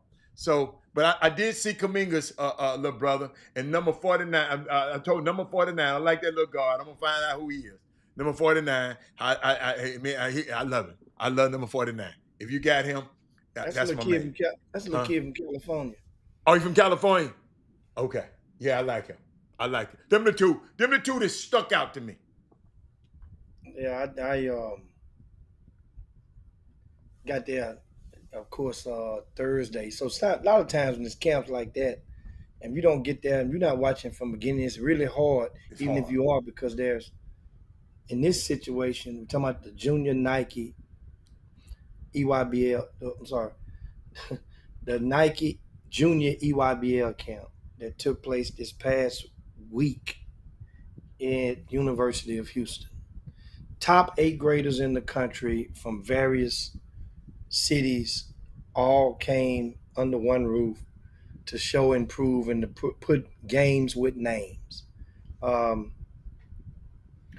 as I mentioned earlier, I didn't get there because I was at Pango's camp week before, going into that week, and didn't get back into Houston until Wednesday evening. Missed that session, so I only basically caught Thursday. And Friday morning was shotgun games, tournament play.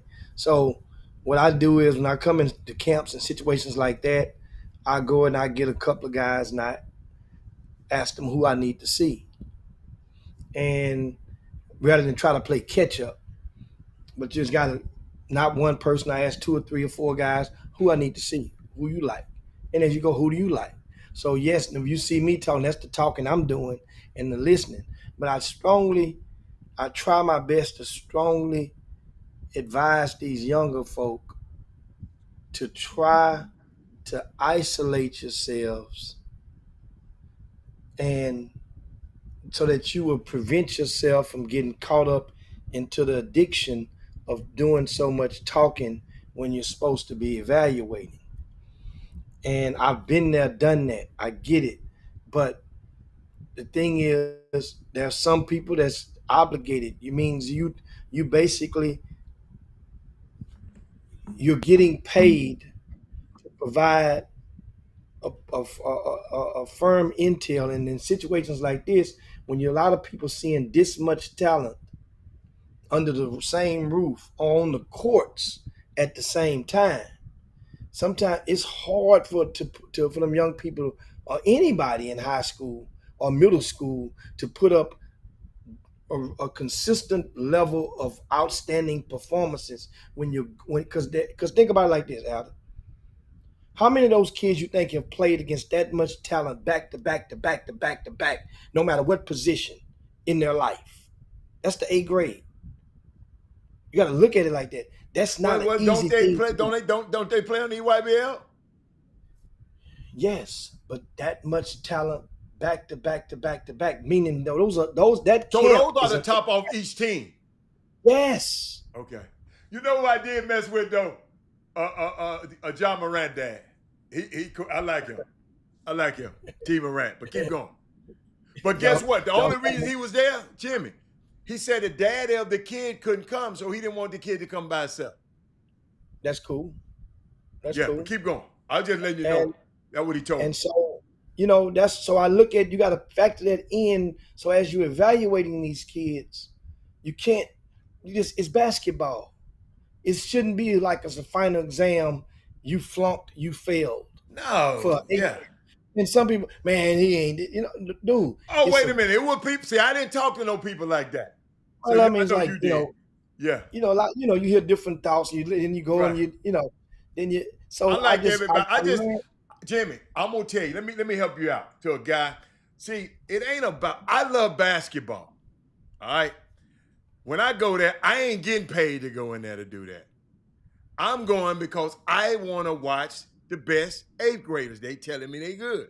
So when I walk in the gym, I went to every single court. I hate to watch games. I don't see how y'all can do it, Jimmy. I ain't got the gift to watch. I have to get on one court and focus on that one court and focus on that. I can't. Man, it's just too much. What a trap way to do it. Like I'm saying, it's like it's so many. it could be camps that can be held or workshops to help evaluators maximize their time while they're viewing that stuff. Okay. And for example, like I said, I've been there, done that. So I don't have to, I'm not obligated to do that, to sit there and watch basketball 10 hours a day or watch every damn game no more again. I'm not. I think, look at it like this. I'm on the other side of 55. So hell, put it like this. When I first, and I'm not comparing myself by no means saying like George Rowling, but he gets the primary accolades in regard to mentorship or inspiration for me coming into this side in this part of sector of basketball. So I use a lot of his things. I watch him. That's why a lot of times, when I go and feast and I hear you hear stories or you see me and I go hang out, I pull some of that from Georgia hospitality. Go and get a bunch of people that can benefit from each other, put them at a table, get some food, buy the meal or buy the drinks, and they can fellowship and they can close some deals. And hopefully they'll reciprocate. And when they get through with the deals, hopefully they'll come back and tip you as they do a bartender for putting that together later on in life. But back away to maximize. You come to the gym, court 1, court 2. Those schedules very rarely in camps are going to have the same team playing every game on the same court, right? So you sit between 2 courts and just sit there. Eventually you will see everybody in that camp on court 1 or court 2. I don't care if it's 5 courts. Don't chase them around the courts. If you're really trying to maximize your time, just stay between 2 courts. That will get you everything you need, I promise you. At any camp you go to where there's multiple courts, or in our team camp for that matter, just stay between the 2 courts, and then you can maximize. You're sitting down, you're evaluating. Most people that come, they're gonna be standing up. You don't have to stand up. If you do, you're gonna start talking to them. Stay sitting down, and then that way now people will see, and eventually you will hope they will respect your space. I just wanted to see some basketball. And I did for a few minutes. Then after that, too many people came in there. Too many people came in there. I kept passing by and didn't want to speak to. So I said, let me go home. Let me get in my, let me go. Let me go. I said, man, you see, it's just too many people in this space that I just know they don't mean these kids no good. I can't be skinning and grinning with them, y'all. I just get out the way. I ain't going nowhere with you. Thank God Jimmy can go take y'all to dinner. I'm going to golf course. If you ain't going to golf course, Robert Hatter ain't fit. But it was so unique though. One of my great friends is over the security of that. And I didn't know it. And he said, I'm standing over there minding my business, watching the game. He said, what you doing in here? These kids too young for you to look at. I said, dude, you know where I live? He said, I know you live. So then he explained to me the process and how these kids, I didn't know Nike had flew all them kids down there. I didn't know that. I didn't know they were staying at the dorms at U of A. I didn't know none of that, Jimmy. And he was over securing them whole facilities for them. It was just unique listening to him and his perspective of these young kids because he knew all of them. And but I got a chance to see Jimmy. Shout out to you because I saw all of the guys that helped that you. Nike didn't have to go bring nobody in for the call. You had everybody at every table I done seen at your event, and so it was Doug over here, Dagwood over there, Foley, and the other guy would be with you. I don't know his name. Him over there. So I mean, it was cool. It was cool. I enjoy. See, I'm y'all. I don't have to stay nowhere all day. It was short and sweet. I got in there. So T. Morant was my favorite. Then Thaddeus, I got a chance to see Thaddeus Young, a former, his son was there. He from Memphis, and he live in Dallas right now. Me and him gonna do some things. So it's just that was then John, your homeboy, John Lucas stopped me because he wanted Penny to play in the golf tournament.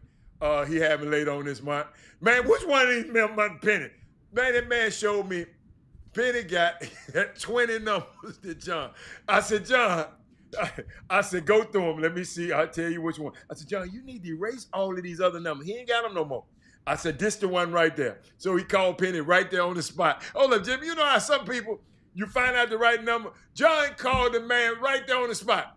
Man, I'm here with Hatter, man. He done showed me how to get your number. Man, I need you to come to the golf tournament. So those kind of things, I'm glad I came just so I can make that happen. So, but it was good. And then I didn't realize John had a camp, the next day? Yeah, on Saturday and Sunday. And that was for what grade? What grade? That was for the middle school. That was what grade is middle school? What, 7 and 8? 8th grade and below. It's just 7 and 8. 7 and 8. 7 and 8. Okay. All right. Okay. But some of the little guys did look a little mature, Jimmy. At the night you out there. Now don't laugh at me.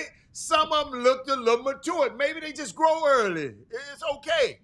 But somebody came on the show and told me, Hatter, check the birth certificate of all them dudes. I said, no. He put that in my head. And then I started looking at the little kid. I said, one couple of them look like they got their own apartment. But keep going. What else you got? Yeah, I'm just looking at some of them. I mean, but it was a great experience. Of course, that evening I got a chance to fellowship with Dennis. He came out and watched the game with me at one of the spots down here in Houston, and Monty came as well. Monty, I fellowship Monty Williams and got a chance to rap with him a little bit. We know about his upper class, his 11th grade son, but he had a young son there as well. Oh, he did? Number 53 was his son, and shot that thing. I mean, it's then of course some of the Nike brass and Stovall came fellowship. I had good real estate reserved for us, private, and it was cool fellowshipping out there watching that game. And great, and they left and went back to the hotel. They left and went back to the hotel at the end of the third quarter. Say, man, that dude's probably can come back. Nah, them dudes ain't come back. It's over with. All right. Y'all don't want to just say the lead ain't safe in the NBA. See, Jimmy, you didn't see the show that day. At the end of the show, I told everybody. I said, everybody was texting me. That is mood as if text. How do you call it? I said, look, every series now, them people has won one of them first 2 games. So don't just, because everybody was just, OKC. Okay, man, what I learned about this NBA, every game have its own different characteristics. Game 3, it's going to be a war. Game 3 going to be a war. Oh, yeah. This is when you really tell. My thing was when we were going and transferring over to the NBA, defense of OKC has really been consistent for the most part. Yes, they had a meltdown at the end of game 1 in regards to that matter. But at the same time, you have to contribute that to the offensive explosion that you saw from the Pacers. Well, meanwhile, you look in game 2, that defense was still causing havoc. That defense from OKC. And as long as defense is doing their job, you're going to always have a chance and be in the games. That's what they did. They smothered those guys with deep and confused. And then Alex Caruso, it was just a matter of time. You already had 20 last night. Matter of time from him. Stepped up. That is Moody said. Game 2 was very pivotal. What was pivotal about game 2? They had to win that damn game. What was pivotal? Yeah, absolutely. I don't understand that one, Thad Moody. Maybe game 2 is very. You must mean game 3 is game 3 is pivotal. Well, so here's how you look at it right now. If you're OKC, it's a best of 5 series right now. And Indiana has home court advantage. Yeah. It's like it was a best of 7 series just a while ago. And you had it. They got to win one at their house. You just got to win one. Yeah. You got to win one. So, and the best one that you try to get, you don't try to defer and better get that first one. You want to get this first one. Yes, sir. And that's the psychology of it. I mean, those guys are pros, but however, I'm gonna tell you something. That first game, before that game winner Halliburton only had 12 points before that last bucket to win game 1. He had what 17 last night, 12 in the first half. 5 in the first half, 12 in the second half. He must step it up. If he doesn't step it up, then the conversation is going to roll back downhill. You know, as all of the what you mean step it up? Tell Tell me what you mean by step it up. I mean step up. I mean in the point category. So you mean he needs to score the ball more? He needs to score the ball. Remember, Halliburton's bucket. Remember how I described Steph Curry about 4 years ago? I say in Golden State, if Steph, I don't give a damn, Draymond can hit a three. It ain't the same as if Steph hit a three. Even though they both 3 points. But if you in that team on the court and you fit in the building, you're rooting for him. Halliburton needs to score. The reason I said that, the man was 7 of 13. Very efficient. 7 of 13 is efficient. So you're saying he just need to clunk up shots? No. Alec, it's a reason now. You have to attribute that to the defense of OKC. I don't think it's the defense because he got 13. He's sufficient. The defense make you shoot low efficiency. No, the defense can also keep your ass from getting that ball when you want to. And he get a point guard. He got it every time. No. Watch that. The point guard gonna touch the ball down in every possession. Listen. That's a lot of times he's not getting that ball in his normal flows or his normal spots normally. And we get that. That's where you got to make adjustments. That's like, and he has to make some adjustments. Remember, they said coming into this series, they claim OKC. They claimed they had the guy that was the Halliburton glove and what it was, Dork. They say Dork was the guy that Dork is defiling his ass, dude. Me and Dork will be fighting every game. But you know what though? They gave a stat, and I just didn't. I saw it, but you just whiff it to the side. I don't know what it was, but going in the regular season.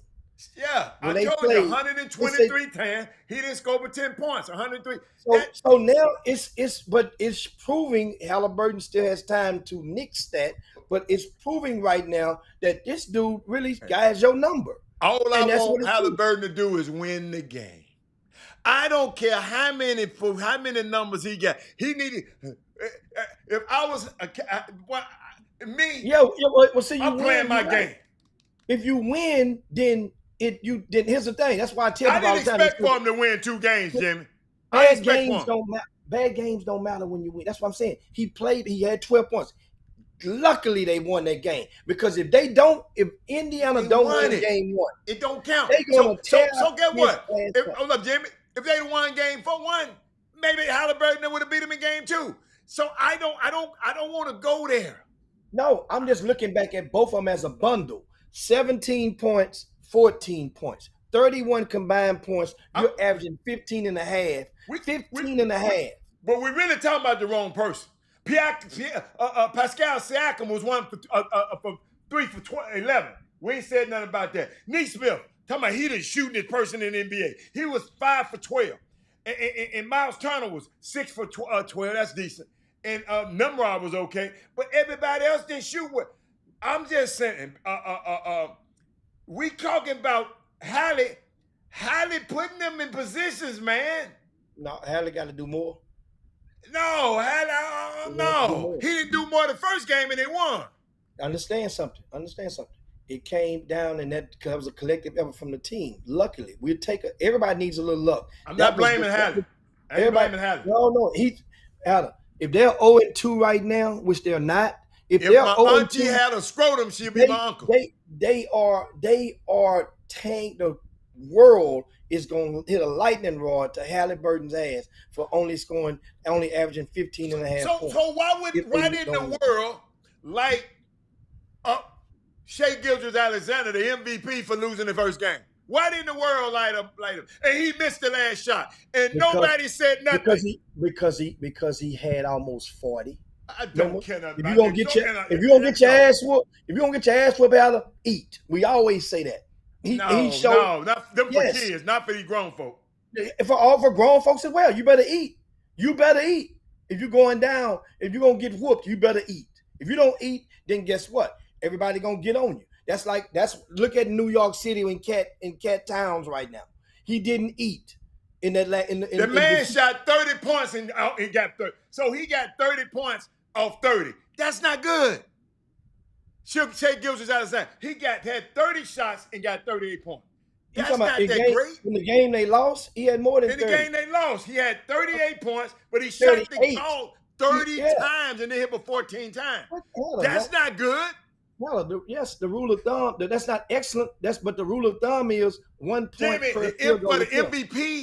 MVP, Jimmy. One point per field goal attempt. If you take 10 shots, you should have at least 10 points. If you take 20 shots, you should have at least 20 For the points. MVP? See, it killed me. Y'all make excuses for him. That for same trying rule to applies tear to everybody. Halle head off. That same rule applies to everybody, whether you MVP or not. You should have at least that many points of attempts that you make. Well, he shouldn't have had that damn many points. He shouldn't have had that many points. Then maybe he'd have won. Well, That's what I said. OKC should not have permitted Cason Wallace to defend this man who's the most clutch guy of this season, to defend them whole court from whole court, no switches. They should allow that to happen.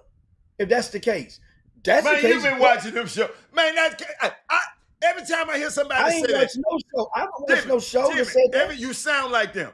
Every time, Jimmy, I get so sick of that.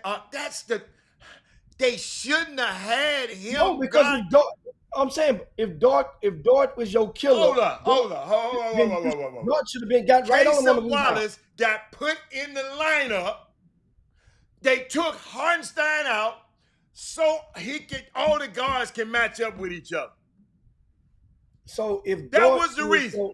If Dart is your Halliburton glove, then why didn't Dart pick up? If he get the rebound, you know why they didn't? Because that brilliant coach didn't call a timeout.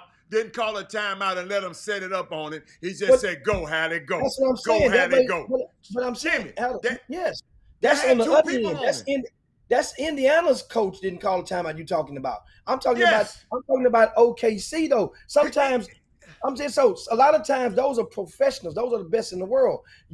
A lot of times all it takes is one guy on the court, your lead dog, to let the other guys know. I can't believe that's what y'all dying on, Jimmy. If they miss this shot, then you get him. I got him. I get him on this. It's how we do that in street ball. I mean, so you can communicate. So we gonna talk about Dart. Let's talk about Nembhard. D'd up on the MVP, and the MVP shot a brick. Let's be fair. Let's just be fair. Nembhard. What? Understand? SGA hadn't. How many game winners? SGA hasn't established himself as the clutch game. He's established himself as the best guy in this season, in the regular season, and throughout the course of this season. He's the best guy in. He hadn't established himself as the guy that we saying, oh man, SGA. You know why? MVP. I'm just saying. So he's established himself as the best, as a guy that's from beginning to end. We're talking about the end of the game, the finishing. I ain't talking about the end of the game. So, and guess what? He wouldn't qualify for that because OKC has beat the snot out of more teams this season than any team has in the last 5 or 10 years. So it ain't no close game. See, you can't be no game winner. They ain't good in close games. That's what you telling me. The focus has been on OKC is not necessarily their close game, it's been their blowout game. So because they've had abundance of those. So now you're telling me all Indiana had to do is keep it close. Cause y'all don't. I say y'all. OKC don't have a closer. No, okay. I mean, yeah. Well, you do. No, don't look at them. You do have a closer. I ain't worried about them. Keep it close because we definitely. Guess what? I would have never in my life thought I'd be cheering for Halliburton. Never in my entire life. I ain't never cheered for him. I'm just telling you the truth. I ain't never cheered for him. Ever. Ever. What it does is, here's the thing. And one guy that's off the hook that nobody, guess what? And I get it. I just got it as I'm talking.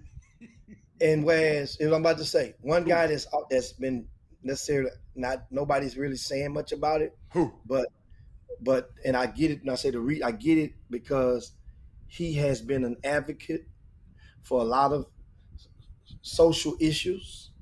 He's been vocal for a lot of things that have involved some of our people.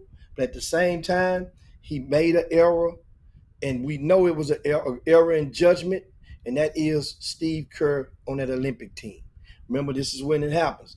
Remember, all the focus was on Boston, though. Boston going to get it in with him. They're going to have venom because what happened with Jaylen Brown and Tatum, the benching or the snubbing of Tatum throughout at certain Jimmy, them folks ain't thinking about that, man. What? Let somebody ask Halliburton that question, or ask Pappy when this series over, if they happen to win this thing, what gave you some motivation coming into this season? Remember, put it like this, Hal. I ain't never heard him say about it. Put it like this. If the word that you are the most underrated on a his small, own players voted him that. Yeah, but I found out it was number 40 players at the most. It wasn't that many. What are we talking about? That's 10%. All right. But guess what? And let me tell you something, Jimmy. That's how they feel. All that they don't talking about how many it was. That's how they feel. If that rattles your cage, their vote, right? Do you mean to tell me a guy making you basically the walk-on the U.S. Olympic team? Man, that man wasn't going to play on that team. Man, hold up. I know several players who told me he shouldn't even been on the damn team. But that could be. Well, that could have been debated, but at the same time, we see now what they could have wanted. However, they wanted probably his clutch gene. But USA beat the snot out of most teams. You don't need a clutch guy or buzzer beater guy. I can't believe that. Coach, see, you should have said that when he was playing Jalen Brunson. Coach, guess what? They were saying he should have been off the team and Jalen Brunson should have been on. That was one of the players that. Everybody was saying World Wide West and them, and they all of them were saying that. But you know what? So but I mean that's what I love about this stuff. Everybody can have their opinion about it, but I just don't see Halliburton. Like you say, he ain't been tearing the world on fire. He just been hitting shots at the end. So he ain't been on a mission like I'm finna go have 40. Because that's not his game. And y'all expect for him to do something that's not his game. Jimmy, his 40 is 17 points and 15 assists. That's his 40. Let me repeat that, y'all, because I want the people in the back, guy. He gonna get you 40, but it ain't gonna be the way you wanted to get it. He gonna get you 17 points and goddamn it, 17 assists. 17 assists, excuse me, Lord. 17 assists. That's how he gonna do it. He ain't that Jimmy. He ain't finna go. Y'all trying to get blood out of Turner. I ain't finna tell y'all how they finna kill nobody. I ain't never said that. But it's just something about this team, man.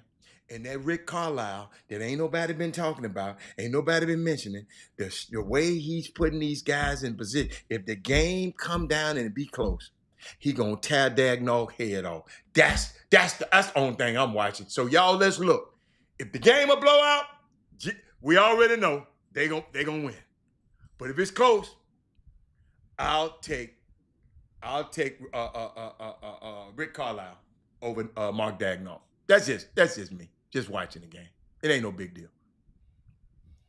Right now, this season, take the international players and put them on another side of the paper.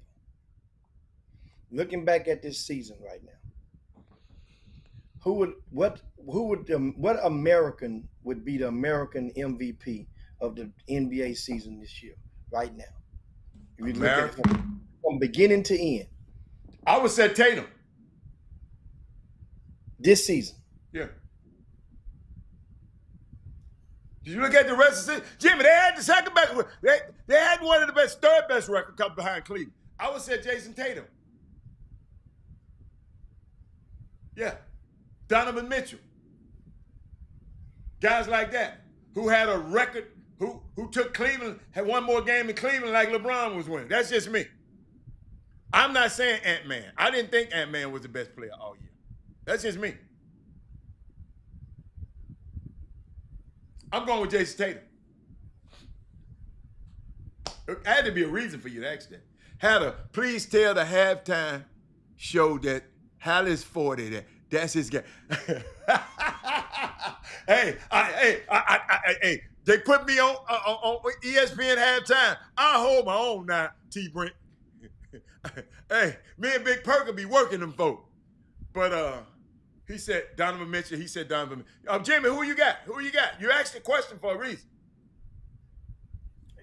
It of course this regular season, I would say Spider would be probably the lead of the MVP race this season, based on what Cleveland did from of the Americans, guys. Because you just tuned in. Yeah, we talking about America. Yeah, America. Spider would be based on what they did from real to real, and Tatum just was too good this year for me. Hey, they just ran into a buzzsaw, and he got hurt. They ran into a buzzsaw. Tatum, I'm talking regular season. That's just me, Tatum.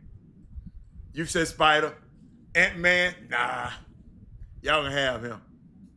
Y'all ain't heard from Ant-Man no more. Ant-Man was ready. Ant-Man was ready to cash out, man, and get on vacation, man. That's where he probably is. Why you probably ain't heard from him? He did a good thing. Stay your butt off. Cash out. That last game, he was ready to cash out. Tatum went out on one leg. No matter how bad Ant-Man is, your homeboy gonna trump him. He gonna find a way to trump him every time. Oh, freaky Zion. He gonna find a way to trump Ant-Man at every turn. Amen. You ain't. What's wrong with you, home? Somebody needed. Man, you can tell that man ain't been around no real dude before. Jimmy, he ain't been around no real. When he was younger, around his mom and them, and the AAU coaches, probably wasn't real. Then agent ain't. I ain't gonna talk about them. Then he get to Duke, terrible. It wasn't one of the real ones.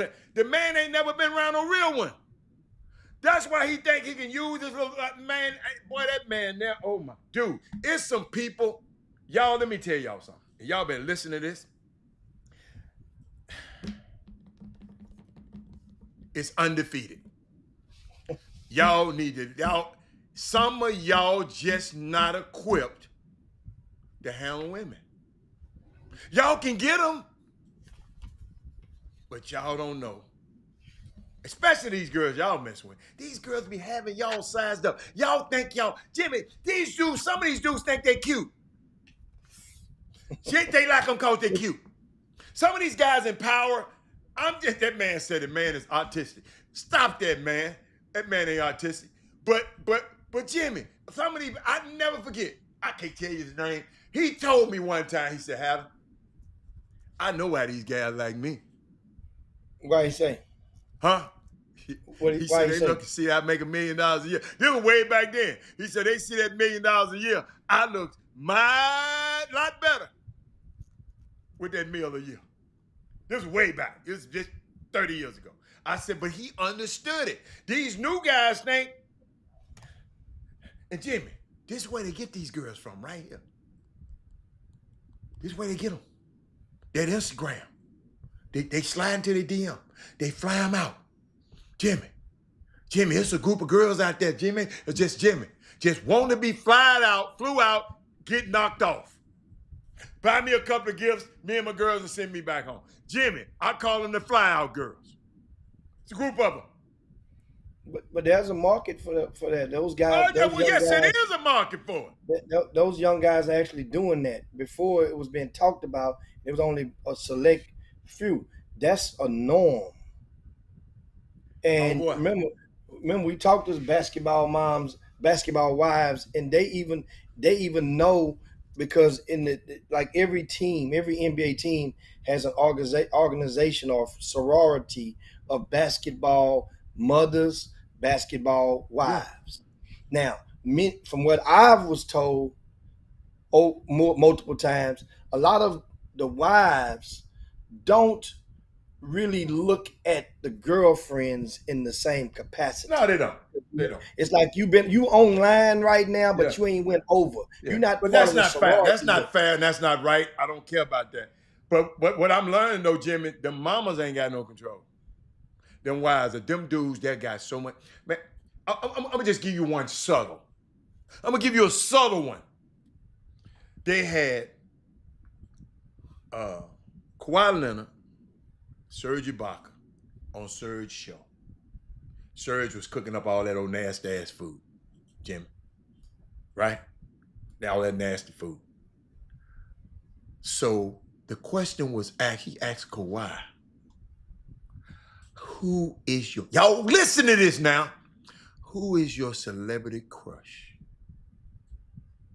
Kawhi looked at him and said, man, you know guys in positions like this, we ain't got no celebrity crush because we can get, other word, we can get whoever we want to. I said, what? I make $40, $60 million a year. I can get any celebrity crush I want. I said, wow. That's the mentality. Jimmy, I ain't saying they worth it, but these dudes getting too much money. Jimmy, these owners getting so much money. Hold on, let me not talk about the dudes. These owners getting so much money. Jimmy, they just signed Thibodeau to a $30 million extension last summer. The owners got so much money, they said, here, man, $30 million, go on by your business. Monty Williams, here I got 65 for you, go on by your business. For Mike Brown, I got you. They talking about, it's Diddy's fault, y'all. No, dude, Jimmy, it's weird out here, Jimmy. Jimmy, fly out, girl. Jimmy, get your girls. We going to Antigua. Get your girls. The private jet will be there for you. We going to Turks and Caicos.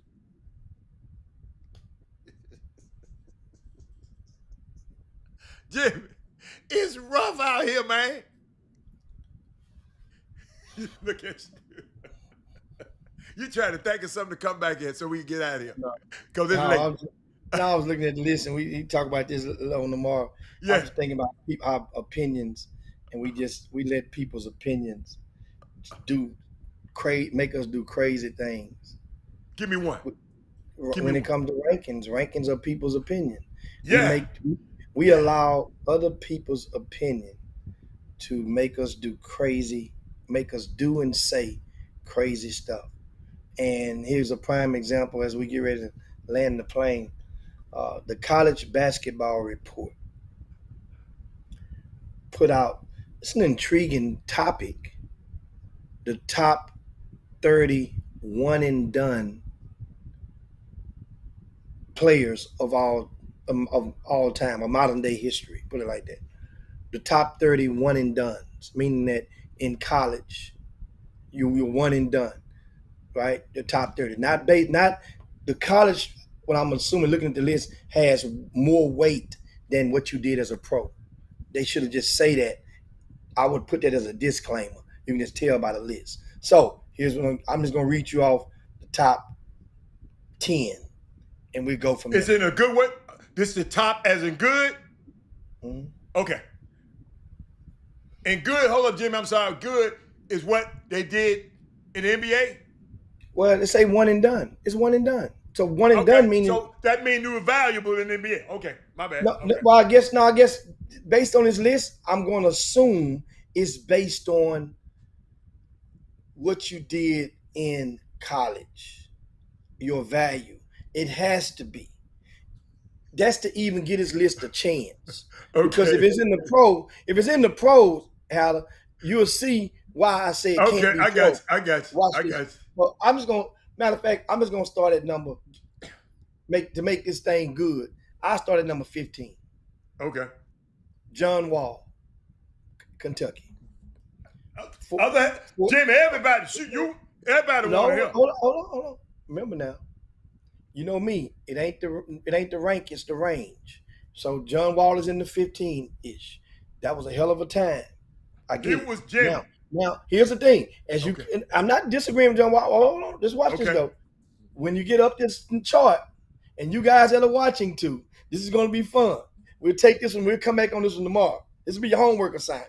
Who the hell need to move way around or up or down? Okay. 14, Cade Cunningham.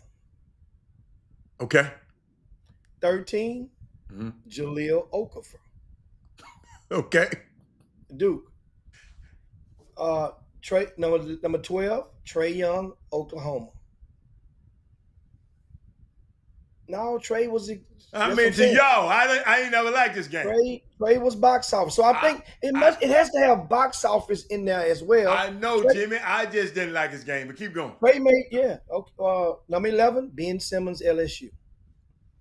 Ben was box office. Yeah.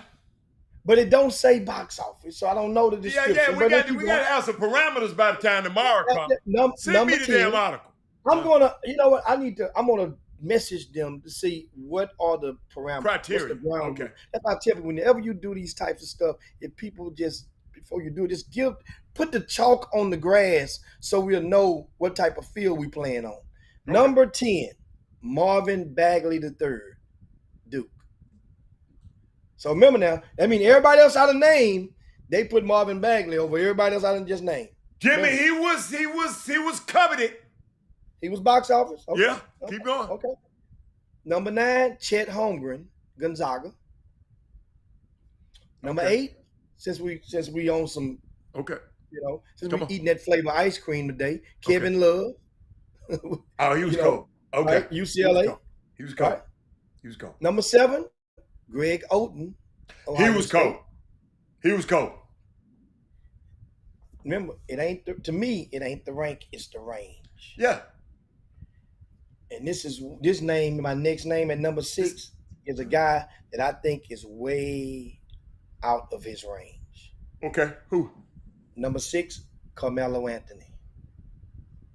Now, you might want to hear 5, 4, 3, 2, 1 before you agree. But Carmelo Anthony, Melo was one of the top. I want to see who was better than Melo. That's what Melo I'm won a championship and left up out that joint as a freshman. Keep going. Let's see. And Carmelo didn't go to a school that was already. He didn't show that. They was good. They was good, but they didn't have 5 McDonald's All-Americans on the side of him or whatnot. Okay. Now, number 5, another young man I think that's out of his range. Shit, 5, Jimmy. How the hell 5 is 1? Yeah, you're right. But 5, yeah. 5 is come on. Anthony Davis is number 5. Sit back in your chair. Anthony Davis in high school, and dude, that range. He was amazing. What? Okay. We didn't know what at the time we didn't know what the hell was going on with his eyes and the eyebrow. We just kept looking at this. He was cold. He was cold. Like, he was cold. But keep going. Keep going. Number 4. Number 4. You ready? Cooper Flag. Man, I'm done with that list. Jimmy, I don't even want to talk about that damn list no damn more. Number 3, Kevin Durant. Yeah. Hell yeah. Number 2. Number 2 reminds me. If Kyrie ain't on this list, I'm out of here. No, when we start at 15, it's a list of 30. We'll go to that tomorrow. Kyrie ain't supposed to be one of the top. Come on. Find me some. Cooper Flag wasn't better. No. Number 2 reminds me of similar situation as Carmelo Anthony. Went to a program that did not have no other McDonald's All-American in their starting lineup, which I don't think, and basically was box office. You know what it was? He was the first player. This player was so good. His AAU coach got almost $500,000 on the staff, and we talking about Michael Beasley. Yeah, Jimmy, he was that good.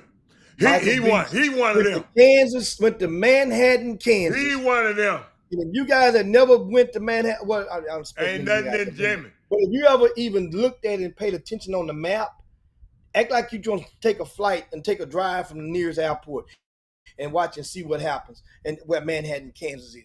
Good Lord. This boy went to Manhattan, Kansas. He's number 2. And you ready for number 1, which you can imagine? Oh, wait a minute. Who number 2? Beasley. Michael Beasley. Okay, Kevin number Durant, 1. Number 3. Who in the hell is number 1? Zion Williamson. Oh, yeah. Oh, hell yeah. Baddest thing I seen since sliced bread. I can't help it. He like them big old gals with all that work done on their bodies. I can't help that.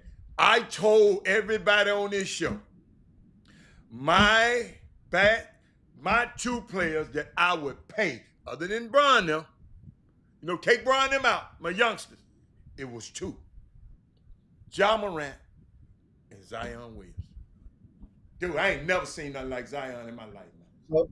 So in case you're wondering, Who put that one list guy up? that I thought of all people, you mentioned about where Kyrie at. One name I just thought that you would have threw out there easily and said, "Where this dude at?" You may wait, whoa, you ain't say this dude name who made it to the championship game? Who I just say? Who? Derrick Rose. He played for your Memphis Tigers. He wasn't in that 15. I ain't like him then. They don't even have Derrick Rose in the top 20. I ain't like him That's then. I like him now. I ain't like him then. Oh man, stop.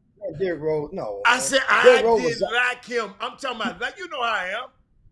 I had to like him. he was a guard. He was a guard version of Zion. He was box office, man. That dude had switched over sneaker lines. Jimmy, that little old dude. Jimmy, I'm gonna tell you, Derrick Rose, that little old dude, what's the little dude from Kansas, hit that jump on his ass. Yeah. That's what happened. What's it? Mario Chalmers got drafted because of that, Derrick Rose. How about that? I was there. I was there when that happened. I wasn't at that game. That was in San Antonio. I wasn't at that game, but I know that would happen. Yeah. Hey, man. One So and we're done. talking about this, of course. Lonzo Ball ain't in the top 15. I used to love me some Lonzo. I ain't gonna lie. You know I used to love that Lonzo Ball now. Lonzo Ball was supreme box office. Box office. Jimmy, you couldn't get in. Was that you?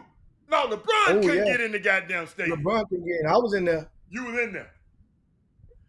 I was in there. Yeah. Yeah, I didn't go that year. Right there, Jimmy, courtside. guess what, though? I went to the Pro-Am, the NBA, Summer League. You couldn't find a ticket when Lonzo Ball was playing. Wasn't a ticket to be found. That is Moody said, screw that list. Me too, that is Moody.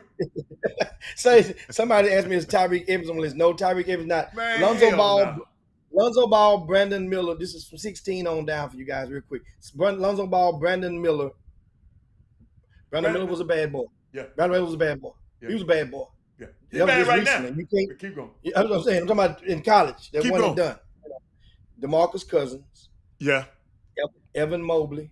Yeah. DeAndre Ayton. Yeah. Jabari Parker. Yes. He's a bad boy. Yes. Then Derrick Rose. Okay. Then D'Angelo Russell, Malik Monk, R.J. Barrett, Vernon Carey Jr., Karl Anthony Towns, Andrew Wiggins, Markelle Fultz, and then number 30, Jabari Smith Jr. Kyrie got hurt, Jimmy. Remember? Kyrie got hurt. He didn't play the whole season. He came back in the He got hurt. Then he came back in the tournament. Yeah. Yeah. He opted out of there. He said, "Man, I'm chilling. I'm doing." He played in the tournament. He led him to the spot in the tournament. Did he come back? He came back. Yeah, I thought he laid it down. And played in the tournament. Yeah.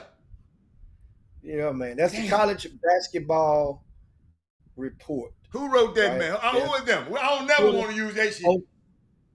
On Twitter's CBK report, the at CBK report. Okay. And you can see that. Yeah, and of course, email them and ask Jim. That thing has received 750,000 views with almost 1,000 comments. Guess what? And minus one, because I ain't gonna look at their ass. I'm not gonna view it. Minus one. I'm not looking at them. But that was I like that. Brandon Carey. Yeah, Brandon Carey was cold, man. Y'all, come on now. Okay, he said we need to come up with the Chop Shop list and tweet it out. We're going to do that tomorrow. We'll do that tomorrow. Y'all have y'all list tomorrow night. Now, don't y'all come in there with none of that. Because some of y'all kind of like them dudes over here now. But we'll talk about it tomorrow. Let's get out of here, Jimmy. I got work to do. I got to go see man. That's good stuff, man. It's got to get – it's some good stuff, man. Good stuff, man. Good stuff. Anyway, guys, you share the show. You haven't done so on your way out the door on the Chop Shop. Back at it, man. Be back tomorrow and talk about more. I'll give you guys some more intel on those kids from that junior EYBL camp. I got my list, and I'm just going to get it. I'm going to get Doug, put his Doug's dozen out. That is posted right now in the VIP news on rcsports.com. Hell, they got the high school transfer portal is on fire. If you haven't been in the VIP news, I updated this stuff. Doug updated with his part. We got a Reese's Peanut Butter Cup of updates. And boy, they got people moving all around town in the city right now. They going all every which way. UIL gonna tie their ass up. Jimmy, we got some Jimmy. We had a couple of youngsters went down there to Memphis for their camp. Penny's camp. So, they're at the individual or team camp? The elite camp. The elite camp. Individual. They can't. Yeah.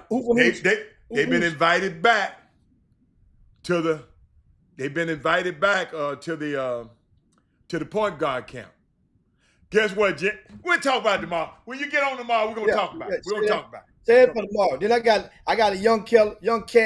I gave him. You know what I like? I'm gonna say his name right now if we go, because I asked him a question and he responded cordially. The kid say he averaged 25 points a game at the Rice camp in 4 games, which that's good. High school. Good. Mm-hmm. I say, well, can you itemize your points from each of those games? He didn't even need me to ask him. He put the points and the opponent. And that is shout out to Amari Hatchett from Montgomery High School. That's a school that is not hardly talked about at all. He's 5'11", and guess what? He's not this. They didn't play state ranked powerhouses, but he put in work. He put in work. So these are the types of kids he understand. If you speak and you respond cordially, you're gonna get my favor, and that's the thing. So look, young man, like that. You got my favor already. Ooh. I love that little boy we went seen that time for Cinco Ranch. Little number 10. I love number 10. Prince Bynum. That's my dude right there. Y'all listen, y'all. I love everybody, but that's my dude right there. That's my dude. I don't know what you like about it. He's just a stone cold killer. He gonna give me the one dribble pull up and the hezzy and the in and out and the stutter step. Kids don't even use the stutter step no more. He got the pow. I said, what? Thank you, Archie. I wish I'd have been there live. That little young fella right there, Robert Hatter. I came to see you. You got beat that night. Remember, Jimmy, what's that game we went to? They got beat. Who that? Who they played? You remember they was in the playoffs. Me and you was at the game. At Delmar, I think. No, we went at Delmar. No, I didn't go to Delmar. They must have won that game then. Cause that boy hit the shot from the corner. So they went. I didn't see the Delmar game. I didn't see the opponent was. We saw them win it. Jimmy, that's my dude. I just love it. I like his. I'll put it like this. You said what I like about him? I like his feet. Yeah, he comes from a good family, a good basketball family. That's basketball royalty. Basketball royalty out there in Katy ISD, and that is the grandson of Charlie Jones Sr. and West Side All Stars founder, along with Al Jones back in the day. And somebody who know him, tell him, Coach Hatter, Robert Hatter, you my dude, man. Number 10. I said, what? Jimmy, you didn't see him go to work on them boys on who did they? He went to work on a Toscasita. I like the 10. I like Boyd though. I like Boyd too. I like little 10. Like the Toscasita you got. I like Boyd. Boyd is 5, 10, and 11 on the Toscasita. I don't know their name, but Jimmy, young fella was going at them. Let me repeat that. He was going at them. A Toscasita supposed to be good. They gonna play somebody from out of town and all that, right? That's who he was going at. That's my boy. Hey, yeah, y'all heard me. Freeman. Cinco Ranch, all the way. I know I'm gonna make some people mad. I'm doing it intentionally. So you know they playing in the season opener now. I'm gonna look my. Well, I can't wait that TABC. I got him against some fire. I got Cinco Ranch against some fire. I might give him some extra fire. I want a guard. He gonna tear every guard who play against him a new one. Now, hey, how about that? I'll tell you, a guard, when you play against him, you better get you some. Did he go to the Memphis camp? Boy, I wish if I'd have known that, I'd have shipped him down. I'd have flew him down there myself. I did, Jimmy. I forgot about it. Hold up. Little kid. Hold up now. The little kid from I'm gonna tell you who it was, Jim. Let me. You know I got to get my notes. I got to get the note because I don't want to call the man's name out wrong. Jimmy, I'm gonna tell you what I like about it. Cause I got an instant message from somebody who usually don't instant message me. He don't have my number. He said, Bryson Campbell. Young fella, Angleton High School. He just a 9th grade. No, it wasn't him. This dude, I thought this dude played for somebody else. No. Bryson Campbell. No, he wouldn't have played in this camp then. He's going to the 10th grade. He was 9th there? grade. Oh, he is young. Hey, Penny, hold up. It's 400 people on the waiting list. He the move. He in.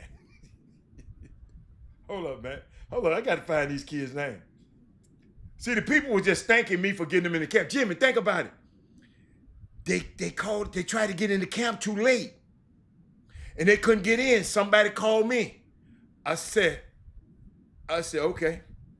I said, here, they talking about the link, the link shut down. You know how y'all shut the link down? I said, yeah, the link ain't shut down for them. You from Houston, you in there. So they had their own special link. I'm trying to, Jimmy, think about it, Jimmy. I don't even know the kid. Bryson Campbell. This is one of the kids. Yeah. They ain't tell what grade he is in. It's another kid too, Jimmy. I want you to see. But no, he went down there and took his, it's 2 kids, Penny inviting back. And Jimmy, guess what? When I sent them, they called and told me, when I sent them to the link, they was willing to pay. Jimmy, get what Penny told them. Y'all don't have to pay nothing. Y'all in there. Hey, man, let's get up out of here, man. We're gonna cut that piece out the damn thing. We're gonna splice that out the show. You gotta get the splices and splice it out the show. You can't. You talking about flying people in here. You talking about you ain't gotta pay to come in. Come on, man. No. Folks watching, man. Them folks watching, man. Hey, he paid full price. Yeah. He paid his own way to get there. Yeah. That's what it is. But I would have. I couldn't have either. UIL. Wait, Jimmy, why you said? How do people say UIL? I was just playing. Yeah, you did a joke. I'm out of here, man. Anyway, Yeah. We up out of here, man. Okay. Peace. Bye. Peace. Bye. Jim Hicks. Rob Hatter. You are now tuned in to the Chop Shop. I'm Retro. Let's get it. We in the Chop Shop. We live in the Chop Shop. We talking sports talk. We live in the Chop Shop. We in the Chop Shop. I'm talking sports talk. So turn your dials up. It's live in the Chop Shop. We in the Chop Shop. We live.